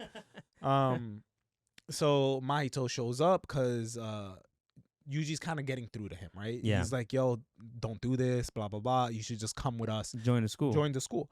Which, something that I don't know if you noticed. In the anime, they changed the intro where it shows all the characters. It shows Junpei in the school with them, bro. It shows them. And like, Mahito shows up and he's like, Yuji's like, "No, get away from him. He's dangerous." And he's like, "No, he's not a bad guy." You know, he's like, and like, then Junpei kind of realizes he's not even human. Like, for me to be saying like he's not a bad dude, and it's like, oh shit, wait, he may be bad. Yeah, he may be bad. And as he's coming to this realization, he gives him the cheese touch, bro. Yeah, and turns him into like, I don't know, like Barney, right? Something weird, some creature. Yeah, some crazy ass curse. And Yuji is like, loses his shit. Yeah, he loses his shit. He begs Sukuna like, "Bro, heal him. Do something. Yeah. Like, you can have my body. I don't care." Yeah, he knows that Sukuna has the reverse curse technique, which can heal himself, heal his body. I don't know if it can heal others. It can heal others. It cannot heal the soul. It cannot heal the soul. Yes. Yeah. So he doesn't know that. Yuji doesn't know that. Even if it could, Sukuna is an asshole.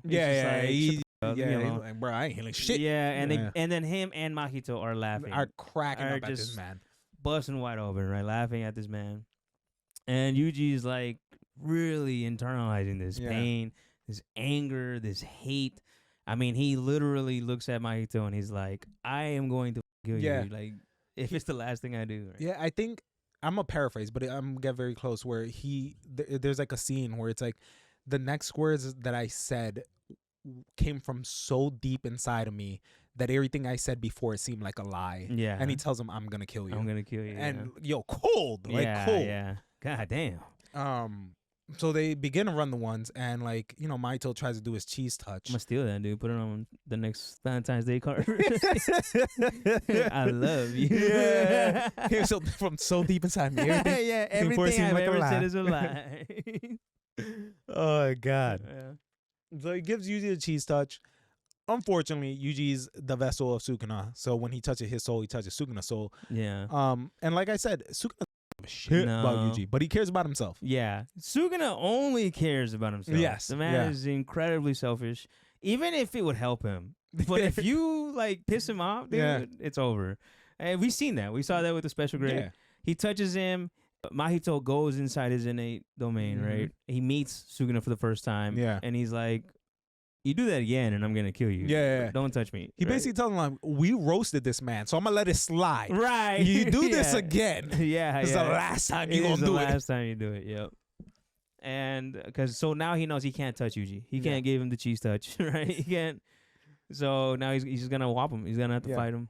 So they fight, and even though he can't do the cheese touch, he can still manipulate his own body and like shit like that.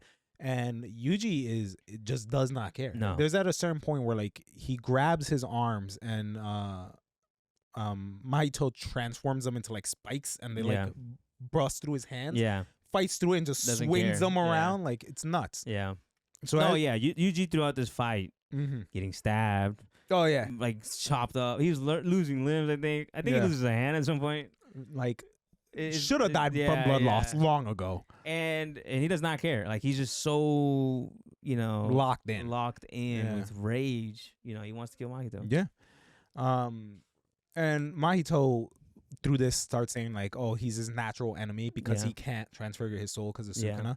And he can hurt him because he punched him, and he's like he actually punched my soul. Yeah, forgot about that. Yeah, that is something they showed in the Nanami fight where Nanami can hit him, but he can't hurt his soul. Yeah, you have to hurt his soul. You can hurt him physically, but it doesn't hurt him his life. Yeah, you have to punch him in the soul. Yeah, which Yuji can do somehow. Yuji knows. He understands the outline of his soul because he has two souls within him, so he's able to determine he has a like good idea of where the soul is. Exactly. Right? So when he punches Mahito, like Mahito bleeds for the first time, and he's like, "Holy shit! What the hell? What is this?" Yeah. Right. So Yuji like starts beating the shit out of him. It's going back and forth, and then Nanami shows up. And he has questions because he's like, "Yo, why is he bleeding?" Yeah. And he's like, "I punched him." He's like, "You could hurt him?" Can you punch him again? Yeah. He was like, "I swung at him with this rusty ass knife for hours. It did nothing." So they show up and then they start jumping him. And they say, I mean, this is where Yuji learns the delayed hit. What's it called?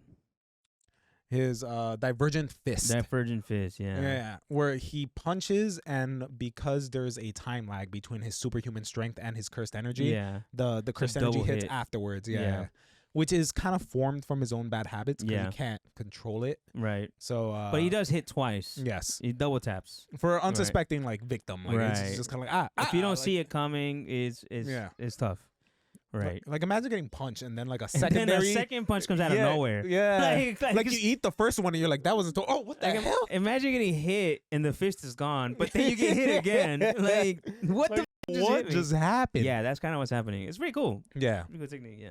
So Nanami shows up and they start jumping him. He understands like, okay, I can't hurt him, but I could kind of like stun him while Yuji beats the crap out of him.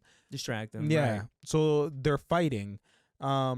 Something that does happen that I kind of want to touch on is Mahito uses transfigured humans. Yeah. To fight Yuji. Right. And Yuji does not want to kill them because they're humans. Yeah. To him, it's human life. To him, they're again. He can probably save them. He can probably.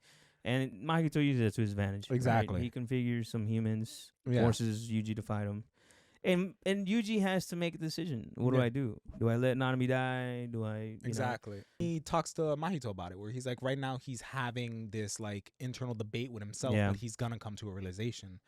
And ultimately Yuji decides, I mean, hey, what it is, bro. I gotta stop Mahito. Yeah. Which kind of helped him, to be honest. It really pushed him. Yeah. Like, it actually taught him something very important, you know? And I feel like Mahito did more damage in the long run, right? Because that could have been something he uses in the future, and now it's kind of like he unlocked this locked-in Yuji, you know? Yeah, he, like, apologizes to him. He's like, I'm so sorry, little one. Yeah. But, yeah, it is what it is. Bro. You shouldn't got touched. Yeah, so when he comes back, they show this off camera. They don't show him killing him, right? And then he comes back, and he's like, yeah, I did what I have to do. Yeah. And it kills him inside, right? He really struggles with it. He struggles with it. So and but then afterwards they start jumping Mahito, which beautiful scene because Mahito is just the worst, the worst. And like when they're jumping him, it's like the meme, the fight back, fight back. That is the meme. They make that into a meme, and he can't. Like he's just being bombarded with punches, with hits. He doesn't even have time to respond. Like he has Nanami swinging at him. Yuji swinging at him twice for some reason. Like he doesn't even know what's happening. Yeah, and he can't respond. He's losing the fight. Yeah, right. And he starts to get desperate. Starts to like do some crazy ass giant marshmallow moves, and he just gets really big. Remember that at the end? Oh, he pops. But that something happens before that. I was gonna say if you wanted to say it. Which one? When he's getting jumped, something happens. Oh, yeah, when he's getting jumped, he does his domain, right? Oh, yeah, his domain expansion. He does his domain expansion. Nanami gets trapped in. Yes. And Yuji's outside of. Because he cannot touch Yuji's soul. He deliberately kept them out, right? And Nanami kind of accepts it. I feel like he knows. Oh, yeah. I'm about to die. Yeah. Like, this dude's, I can't even block it. And we get flashbacks, right, of Nanami. When he became a Jujutsu sorcerer. When he became a Jujutsu sorcerer. When he decided, hey... salary man, ain't it? He goes anti-capitalist pretty hard. Yeah. He's like, he goes to a bakery. He's like, some reason I get paid more than you, but like I would argue that what you do is so much more important than what I do. Yeah, he's like, all I do is make rich people richer, and you provide a service. You make food for people, right. And like, and like he just has this flashback, and he's just like, I'm about to die. This is what's gonna happen. So ultimately, it looks like Nanami's about to die. It's looking pretty rough. And Yuji's banging on the domain, trying to get in. You know, he's doing the interstellar, right? Banging on this domain. And it looks like all hope's lost until he breaks through, right? And I think they said that a domain's barrier from the outside is weaker from the inside, right? No one's crazy enough to go in. One, right? He breaks through, he falls in immediately because... the domain is made up of Mahito's cursed energy and soul. Now that Yuji's inside of it, it automatically touches Sukuna's soul. Yep. And Sukuna's like, what did I tell you? What did I just tell you? Like, hadn't even been 5 minutes, big dog. And I literally told you, do not touch me. Yeah. And he like he does his little slash thing. And then the domain like breaks because he got fucking punched in the face. Which is something, Yuji didn't know that was gonna happen. He just jumped in, was just like, I gotta do something. He was willing to just he had no plan. He wasn't like, this wasn't like a Deku, like, if I get in there, and no. He was just, I'm gonna jump in there. Dude. We'll see what happens when I'm in know there. He knew he was gonna break in the domain. I'm pretty sure he was like, I fell in. Like, it opened nice. Yeah, exactly. And he just, Mahito gets slashed up. Yeah, and this is when he goes big balloon. And just escapes. Tries to leave. Yeah, he dips out. And he goes into the drains. Yeah. And then that's the end of this episode. He's kind of like, this is my ultimate nemesis. Yeah, right? my nemesis. I just want to kill him. I don't even care about the vessel anymore. I don't even care about the plot. The plot of this anime. I just want to kill Yuji. Yeah. He's like, fantasizing in the sewers. Like 50 and Diddy, he's the 50. I don't even care anymore. I don't care. I just want to bring this man down. Yeah. But he's very happy about it. He's very it sounds exciting to him, I guess. Yeah, because he's figuring out his purpose, which to him it's like a he's curse. Very young. Yeah, he is very childlike. And to him, a curse's purpose is just to like wreak havoc, to kill. Like that's his purpose, and like that's what brings him joy. Right. So like he's figuring that out as he's like fighting Yuji and like killing humans and shit. Because everything before this, he was doing experiments. He was doing weird shit in the sewers. Yeah, that's true. Man was Ninja Turtling down there. Next episode. So after the fight, Geto, along with the regenerated Jogo and Mahito, continue planning their next move. He declares their plan to collect all of Sukuna's fingers to fully restore him, starting with an attack on Tokyo Jujutsu High. Meanwhile, the Kyoto students arrive for the exchange event, and Yuji surprises his classmates by revealing he is alive, having remained hidden for 2 months. The event consists of 2 rounds, beginning with a team competition between the Tokyo and Kyoto schools. Acting on Gakuganji's orders, several Kyoto students secretly conspire to kill Yuji under the pretense of an accident, as they also believe him to be too dangerous as Sukuna's vessel. Separately, Gojo tells Kyoto teacher Urahime Lori that he suspects a traitor existing with Tokyo Jujutsu High. So this is a very interesting episode because, I mean, you get a lot of information thrown at you pretty quick.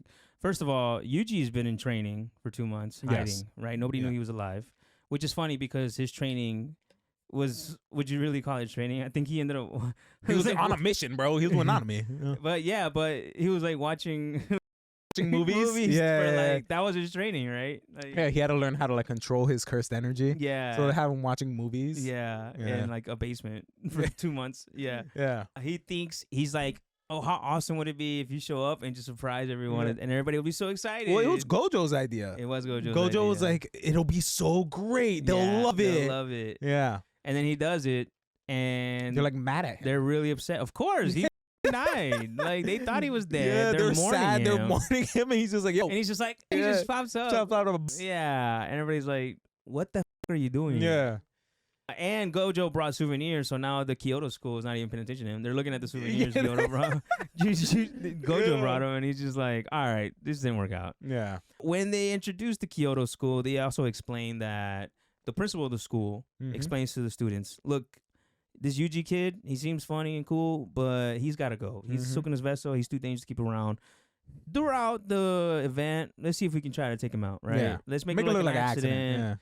Everyone, but in reality, that is the main goal. You need to kill this man. Toto, which is part of the Kyoto school, says he's gonna do whatever the hell he wants. Yeah, right. That's why he's the GOAT, bro. Yeah, and he was like, if you get in my way, I'll kill you. Right. And he's not even like saying he wants to kill Yuji or anything. He's just kind of like, don't tell me what to do, right? Like he's just like, I'll do whatever I want. So that's the plan. The Tokyo school has no idea, right? They don't think that's gonna happen.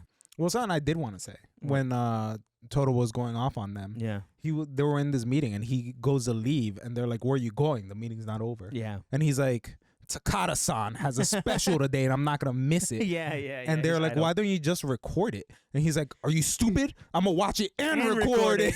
Yeah. I'm like, yo, I love this man, bro. Yeah, he's got... Okay, so one thing about Toto is he is incredibly delusional. Yeah, I don't understand what is going on in his brain.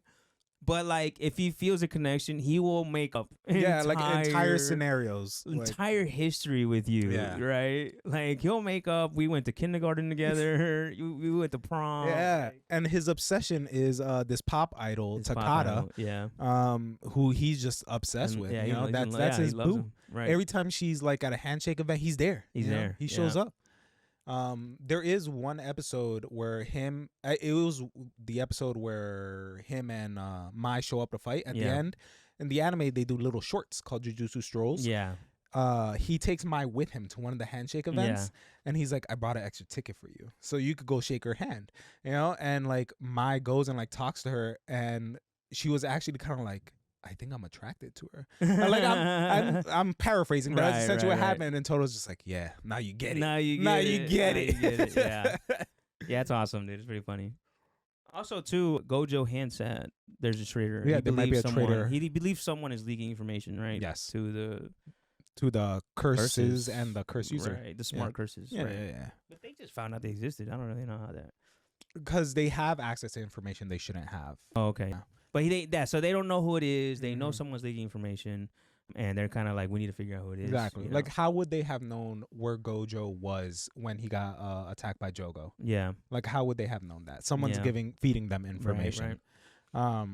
So that's kind of like a main investigation. That's main plot point right now for him, for Gojo's side. While the kids are training, to start the tournament. The tournament. And opposite that, the curse users are out there plotting to attack Jujutsu High to get some of the Sukuna's fingers that they have hidden away. Just trying to revive Sukuna, like give him full power in the hopes that he'll be on their side. In the hopes, right? Yeah. Right. All right. So the next episode is kind of the beginning of the actual school event, which this is probably my favorite part of the season. I mean, agree. The rest of the season is great, but this part is like, if you don't watch any of the anime, start here. Watch this part, dude. It's so much fun. It gets so good. Yeah. Like, I feel like a lot of the students get their time to shine. Yeah. It is just so dope. And you can see the different techniques. I mean, like, kind of how they're incorporated, how strong or some are better than others, you know what I mean? And or just, you know, more versatile. I don't know. I think it's interesting. I really enjoyed it. So the Kyoto. Should we start doing like 2 episodes at a time? Probably. Yeah. I feel like that's been working a little better. Right. Okay. So this will be episode 15, 16. The Kyoto students begin their ambush on Yuji. However, flashbacks reveal that Tokyo team had anticipated this and devised a strategy to divide their opponents and level the playing field. Yuji engages in a hand-to-hand fight with Aoi Todo, who unexpectedly opposes the plan to kill him. When Yuji's preferences in women aligns with Todo's, Todo becomes instantly fond of him and begins fantasizing their close relationship. Meanwhile, Megumi fights Norutoshi Kamo and Kasumi Miwa prepares to fight Maki. During their fight, Todo teaches Yuji how to better control his curse energy. Elsewhere, Nobara is knocked out by a non-lethal sniper attack from Mekumaru.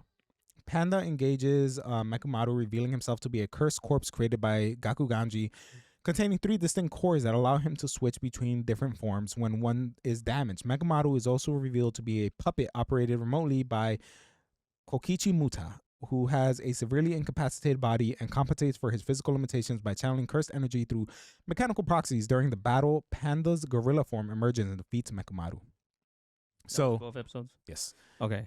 I was about to say that's a lot. Yeah, it is a lot. It's because as we get into the exchange event, there's a lot of battles happening simultaneously. There's a lot of stuff happening at the same time. And the one thing JJK does that might feel like overwhelming is that it will throw a lot of exposition at you. It will try to explain a lot. And actually, the one thing I didn't catch the first time, but I caught the second time watching, that is, if someone explains their curse technique to you, it gives them a buff. It's a very nice little narrative tool that Gege did. I mean, it's kind of a cheap shot as a writer, but it makes sense. It kind of gives you a reason to want to explain your plot, because it's not just an anime cliche. Yeah. Right? Like, if you explain your technique, it buffs your technique, right? The more you reveal, the stronger it is. Yeah. So that's why while you're watching, you're gonna be seeing a lot of people explaining their technique. Yeah. And every single fight, since it has a new character, you're gonna be taught how their ability works. Yeah. So it can be a lot. I think it can be a lot. It might feel like a little overwhelming. Yeah. You get lost. I'm not gonna lie. It's kind of hard. You're gonna be doing a lot of reading. If you're watching sub, dude, you better get that speed reader going, because you're going to be doing a lot of reading. And a lot of the verbiage tends to like sound the same. Yeah. You know, where like curse energy, curse technique, like curse manipulation, curse this, curse special grade, first grade, like. So it can get a little confusing, but that's what we're here for. Like, ask us the questions. Yeah, dude. That's why I wanted to do this, because I'm like, there's such a good story. It's such a good show overall. Yeah. It gets buried in trying to keep up with what the hell they're telling you. Watch this first. Go watch the anime. I promise you'll enjoy it 10 times better. And if you have questions, put it in the comments. We'll tell you. I got it, bro. Yeah, dude. But yeah, so there's multiple fights going on simultaneously. The first one is, we see the Tokyo School, which is our main cast, running up, and immediately Todo ambushes. And he's like, by himself. Yeah, by himself. And he's like, oh yeah, come at me at once. Yeah. Like Giga Chad, bro. Right. And they anticipated this. Yeah. Because they. Oh, go ahead. No, sorry. Well, Megumi, when they introduce Yuji to the school, he tells them like, "Hey, we're adding Yuji." He's like, "What can he do?" He's like, "Well, I punch really hard." Yeah. Right. He literally says punch. He's kick. like, "Well, we already." Yeah, he says punch kick. And they're like, "Well, Panda can do that." Yeah. And they're like, Megumi says, he literally says, if we were to take on Yuji without curse energy, he would beat us every time. Yeah. And they're like, all right, we got it. I see what you're saying now, right? He's just incredibly strong. Cool. So the plan is, their plan was, if you run into Todo, let Yuji handle it, right? so they can focus on everything else. So the point of this event is there's like cursed spirits released, and you're supposed to exercise them. They're worth different points depending on how strong they are. But obviously, the students are gonna fight each other to try to like prevent them from exercising. Right. The more points wins, the stronger the curse, the more points you get. Right. Exactly. And Toto ambushes them. He's going one-on-one Yuji, and they just dip. They let Yuji handle it. They literally yell scatter and they leave. Yeah. So it becomes a 1v1 versus Toto, and Toto asks the infamous question. Yeah. Well, he's beating his ass first. He beats his ass for pretty damn hard, right? Yeah. At one point, he starts by beating Yuji's ass and stomping him out. Yeah. Like stomping him out. And he thinks he's dead. Yeah. And like he stands up and like Toto's like surprised, and he's just like, Yuji goes, where do you get off like beating my head like that? What if you would have made me stupider than I already am? Yeah. And that's when Toto's impressed and asks the infamous question, what type of women are you into? Yeah. And my boy, I don't agree with his assessment of who he chose. Who he chose. Okay. Personally, but his answer. So he goes, I don't see what that has to do with anything, but if I had to say, I like a tall woman with a nice big ass, like Jennifer Lawrence. Yeah. I'm going to be honest. I'm a fan of J-Law. I like J-Law. I think she's cute. Yeah. That doesn't scream J-Law to me. Megan the Stallion. Right. Rihanna. I think there's plenty of other options. Of big Sofia Vergara. Right. Come on, something. Eva Longoria. Yeah. It's just crazy. But that answer, the minute he says big booty bitch. Yeah. Toto goes into his autistic realm. He starts crying. Yeah. Tears come. He says he found his brother. Yeah. Like he has a whole inner like scenario. Yeah. Where like they grew up together and like they went through hardships. Yeah. Like they're on top of a school, like talking about like manga and stuff. Yeah. He asked that. Is this yet or later? When he asked the idol out. Oh yeah. And he breaks his heart. Takada-san, where he's like, okay, I think I'm gonna ask her out. It's like, don't do that. Yeah. He has this whole delusion. Yeah. And by the end of it, he's crying. My brother. Yeah. Right? He's like, so you never lost anyone in your hometown? And Yuji's like, what? What are you talking about, dog? Yeah. It's it's one of my favorite fights because he's fighting Toto, and Toto is such a good teacher. Yeah, because as he's watching him, he's reading him, and he's like, "Yeah, that's great, but you're doing this wrong. You're doing this wrong. You're focusing too much on this." And he catches these little things here and there where he's like, "Hey, your anger's getting to you. You need to, And Yuji doesn't know what the f*** is going on because Yuji's like, "Weren't you just killing me? What the hell is going on? Why did you just switch up?" And throughout the fight, he talks about his diversion flash. His diversion fist, fist and fish. And diversion fist. And he's like, that fist is so wrong, dude. What are you doing? The way he does it is nuts, though. Because, like, Yuji catches him and, like, punches him. And he eats it and stands up with the fist still against him. And, like, tells him, like, that ain't shit, dog. No. He's like, it's a cool move, but if you keep spamming it, it's very predictable. And then he just tries to, like... And, like, in this 2-minute fight, he's just like, he teaches Yuji, he pushes Yuji to this like new point of like just mastering his cursed energy. Exactly. It's so cool you seeing it real time where he's like actively teaching him and like learning him how to manage his energy and like how like he's a great fighter now because he can't manage his cursed energy, so he's very unpredictable. You can't see where he's coming from. It's just so cool, man. It's such a good fight. I really recommend it.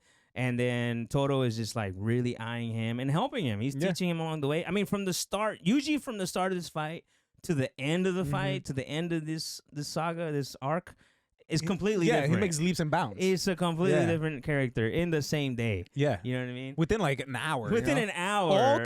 All because he said he liked big booty bitches. That's the only reason. Yeah. And as their fight, he starts calling him his best friend. Yeah. Best friendo. Yeah.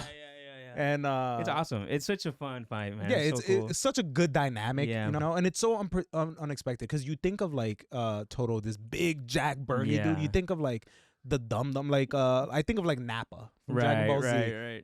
And like, but like he's actually very like smart, a very good teacher, and like almost like artistic with the way he explains things. Yeah, exactly. Like he's very detailed. He's very like.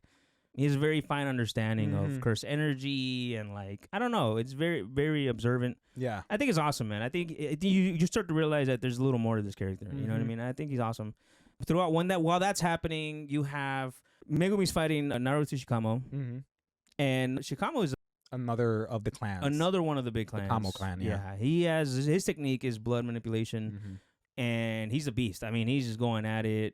It looks like it really does look that Megumi is in over his head. Yeah, right? like he's taking this out. But Megumi starts to show. There's a reason why this man is. Yeah, he got a little promise to him. He got a little promise, right? He ain't doing something. Yeah, right? There's a reason why he's on the cover of the damn anime. I mean, he's doing something. So it was pretty cool to see. It's pretty, Nobara was fighting the witch Momo, lady, the witch girl. Yeah. Which, in itself was a great fight. It was a phenomenal fight. Because, and I'm sorry to cut you off, but like it is a great fight because Momo is sitting there talking about like kind of the patriarchy, where like in Jujutsu society, women are treated like lesser than unless they have like a super powerful technique or they're beautiful. Yeah, or they're beautiful, right? Yep. And so she's like, the pressure for us is so much more because we have to be like strong and we have to be pretty. And Nobara's like, that's your problem. I don't care about you care what they think about you. I don't. I feel great whether I'm kicking ass or looking beautiful. I don't give a shit what like the men have to say about that. Right. And like she beats her ass with like a squeaky hammer after that. And she's a first grade. Yeah. Right? She's first year. First year, I mean. He's a first year and Momo was like she's higher up a little bit. In that episode, I think they show a chart of like where everyone stands. I think it's the next episode. They show where like everyone is kind of like where they think their power is. A special grade, sorcerer is again the highest. Third grade, first grade, second year. So she's like at the bottom. I think she's second grade at this point in the story. Yeah, they think she's like nothing, right? They think she's a first year student. What does she know? And literally, she's kicking their ass. Dude. No, yeah, she's whooping ass. Yuji's putting his own. Megumi's doing well. Megumi's already considered, I think, first grade, right? He's up there. He's still a second grade, but. He's one of the strongest ones, though. Because he was basically raised in Jujutsu Society. Yeah. And basically Nobara gets, third partied. Yeah, that's like, I was about to say, like, she got third partied, bro. By Mai. Yeah. And gets sniped. No, she gets knocked out. I mean, it is what it is, I guess. She's like, it's a rubber bullet. It's like, all right, you sniped her, bro. Like, Jesus, what is this? So now they're 1-1, right? They're down 1. Both teams are down 1. And then Panda and Mechamaru is going at it. Yeah. Mechamaru is an android, sort of. It's a dude. He's the dude from SpongeBob. He's like, I was born with glass bones and paper skin.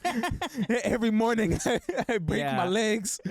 He literally says something like that, dude, where he's just like, he lives in a tub of just like, and he's surrounded in bandages. Yeah. He looks like the dude from Rurouni Kenshin. Like, I forgot his name. Talking about the villain dude. Yeah. Just covered in bandages, always in pain. But because of that, I guess he can project his curse energy far as shit. Yeah, so this is another thing aside from binding vows is a heavenly pact. A heavenly pact. Heavenly pact is essentially like a promise that you don't make. Someone makes on your behalf. Yeah. And you're born with it. You're born with it. Yeah. So he was born with basically, like paper skin. Like even moonlight burns him from what he says, which is crazy. So he's just in like a dark room in a tub, and he's his exchange for like he's like the he has an extreme amount of Discord mod, right? Like he's just like in that situation. That's what he looks like. He has on the computer, he has the screens and shit. Swimming his own piss. Probably, I think it was green fluid. So it was green. I don't know. Oh, that Mountain Dew. Yeah, Mountain Dew Code Red. Baja Blast. Sorry. Baja Blast, bro. So in exchange for that, for being a Reddit mod, he has like an extreme amount of cursed energy, and he uses that to like basically like manipulate robots and stuff, like androids from far away, and like Gundams and shit. Yeah. So his character in the school is a robot. It's a robot. Yeah. And he's fighting Panda, and Panda's like we said. He's kind of a confusing character because Panda isn't actually a panda. He's not an animal. He's not a person. He's a cursed corpse, right? It was created by the dude with glasses. I forget his name. Principal Yaga. It's the principal of the Tokyo School. And what makes him special, though, is that he does have emotions. He does have, like, conscience, right? Yes. Which is why they kind of took him in and trained him, and now he's part of the team. But he's kind of like a Mahito. Yeah. But he's got something kind of freaky about him. He has 3 hearts, right? Or three cores. They're essentially 3 souls. Yeah, 3 souls in him, which he can swap with, and they all have like their own special ability, which you kind of see a little bit of it. I think he turns into the gorilla. Yeah, he goes gorilla in this mode. fight. Because his panda mode got hurt, right? Yeah, so he also got sniped, I believe. Yeah, Mechamaru like sniped him and took out his panda core. Yeah, and so he went gorilla mode. Yeah, and he beat the brakes off him. He beat the Mechamaru. Literally just slapped him, bro. Yeah. And then he's just like, all right, I'm out. Like he did what he had to do. And he takes his phone. I remember that. He was like, oh, before I leave, can I borrow your phone? Because Panda tells him, like, maybe after this we could, like, meet up, be friends. Yeah. And he was like, why would you ever want to meet someone like me? And Panda's like, do you see me? Yeah. Do you think I have any room to criticize, bro? Right. So they have a little heart-to-heart. But that's essentially on that fight. At the same time, Megumi is fighting Kamo. Yeah. And this is when he summons his, like, big elephant thing. Yep. So all these fights are going on. Meanwhile, well, did they... Go ahead. Did we talk about Maki? Oh, no, yeah. Maki is in a fight as well. Maki is fighting Miwa, right? Miwa, yeah. Yeah. Useless Miwa, as she calls herself. She calls herself Useless Miwa, which, I mean, that name kind of fits. At least this episode. Throughout the show. She's very endearing, sweet character, but she's so ass. She has, I think they explained it. She has a simple domain, which if you step within it, kind of like gives her... It's called a simple domain, but it's not like, domain inspection. It's just this area around you. If someone steps in it, you get the advantage. I think she gets to reflect, like to swing first. Like draw her sword. Yeah, on reflex, like automatically. So when you see it, Yuji's running at her. She tries it, but he evades her. He dodges it. And he's just like, she's like, what the how did she do that? Because I don't even think he didn't even think about it. He was just reflexively. He was like, I'm dodging. So it made her look worse, right? Because now she's like, damn, that was her whole thing, and he wasn't even trying. Like, he just jumped it. He's fighting Maki. Maki is, like we said, from the Zenin clan. She doesn't have abilities. She doesn't have curse techniques, right? She can't see curses. She needs glasses. Throughout the fight, Miwa has flashbacks. She's fighting Miwa. Has flashbacks of her conversation with Mai, her twin sister, saying, who's Maki? Maki, she's this weak lady, can't do shit, no curse techniques. Yeah. She's talking shit to Maki about Maki. Even though, if you think about it, you're really setting her up for failure. Why would you tell her that? Because now Miwa is like, I got this. Thinking like, underestimating her. She's thinking like, she can't even see curses. Like, who is this? I got this. Well, no, that's not the case. Yeah. But she was born without curse energy. She's born without, but she is, I mean, incredibly powerful. Yeah. I mean, she's very fast, very quick. Yeah, I don't know. Miwa just gets obliterated. Yeah. She breaks, she doesn't break her sword. She breaks because she has a spear. She has her cursed spear, right? So Miwa does her little simple domain, her Bato sword drawing, and Maki's able to identify, this is what this is. It's a simple domain. If I get close, she's going to attack me. So she has a spear. She breaks it, chucks it at her. So Miwa, like, as it enters her simple domain, she has to attack it. And so that's when, like, Maki closes the gap and then, like, disarms her. She takes her sword. And then Miwa's like, well, you won. Yeah. Like, I can't do shit without that. So you got it. You got it, big dog. It's very underwhelming in the sense that, like, it just ends like that. But it's a cool fight. I mean, you see Maki. Maki's a beast, dude. Maki's dope as shit. And then Maki fights Mai, right? Mai, yeah. She fights Mai, closes in on her, and kind of like whoops her ass too, dude. So it kind of brings shame on her family because didn't really do shit. She spent all her energy in that last bullet. Like I said, she can create objects with curse energy. I think what did she do? Split the bullet? I don't remember. What Mai does is she uses a 6-shot revolver to confuse her enemy. She fires 6 shots. She creates an extra bullet. Yeah. She shoots it. She does that to Maki, and Maki catches the bullet. She catches the bullet. Yeah. Like almost at point blank, and she goes like that hurt, Like, yeah. But then like just immediately like beats her ass. Yep. But so there's that fight. Something else we didn't mention is when the Kyoto school rolled up on Yuji and Todo. and try to assassinate Yuji. And this is when Yuji dodges Miwa. Yeah. And so they try to assassinate him, and Yuji realizes this, and as they're like about to attack him, he pops up in a tree. And they don't really say how that happened. They're just like, how the hell did he move there? Yeah. You know? So, all right, nice little hint for next episode. They kind of foreshadow a little bit. Yeah. So all those fights are going on, and then we cut to Inumaki, who's in the woods looking for like the cursed spirit to exercise so they could win. And he runs across the cursed spirit, but it's dead. Yeah. And he sees Hanami, which is the other the flower special grade. Yeah. Pull up, and he's just like, oh shit. Yeah, this is not. Yeah. Well, while this is happening, all the teachers and the principals are watching. On camp. Yeah. Well, they're watching through what's her name's ability. Meme. Right?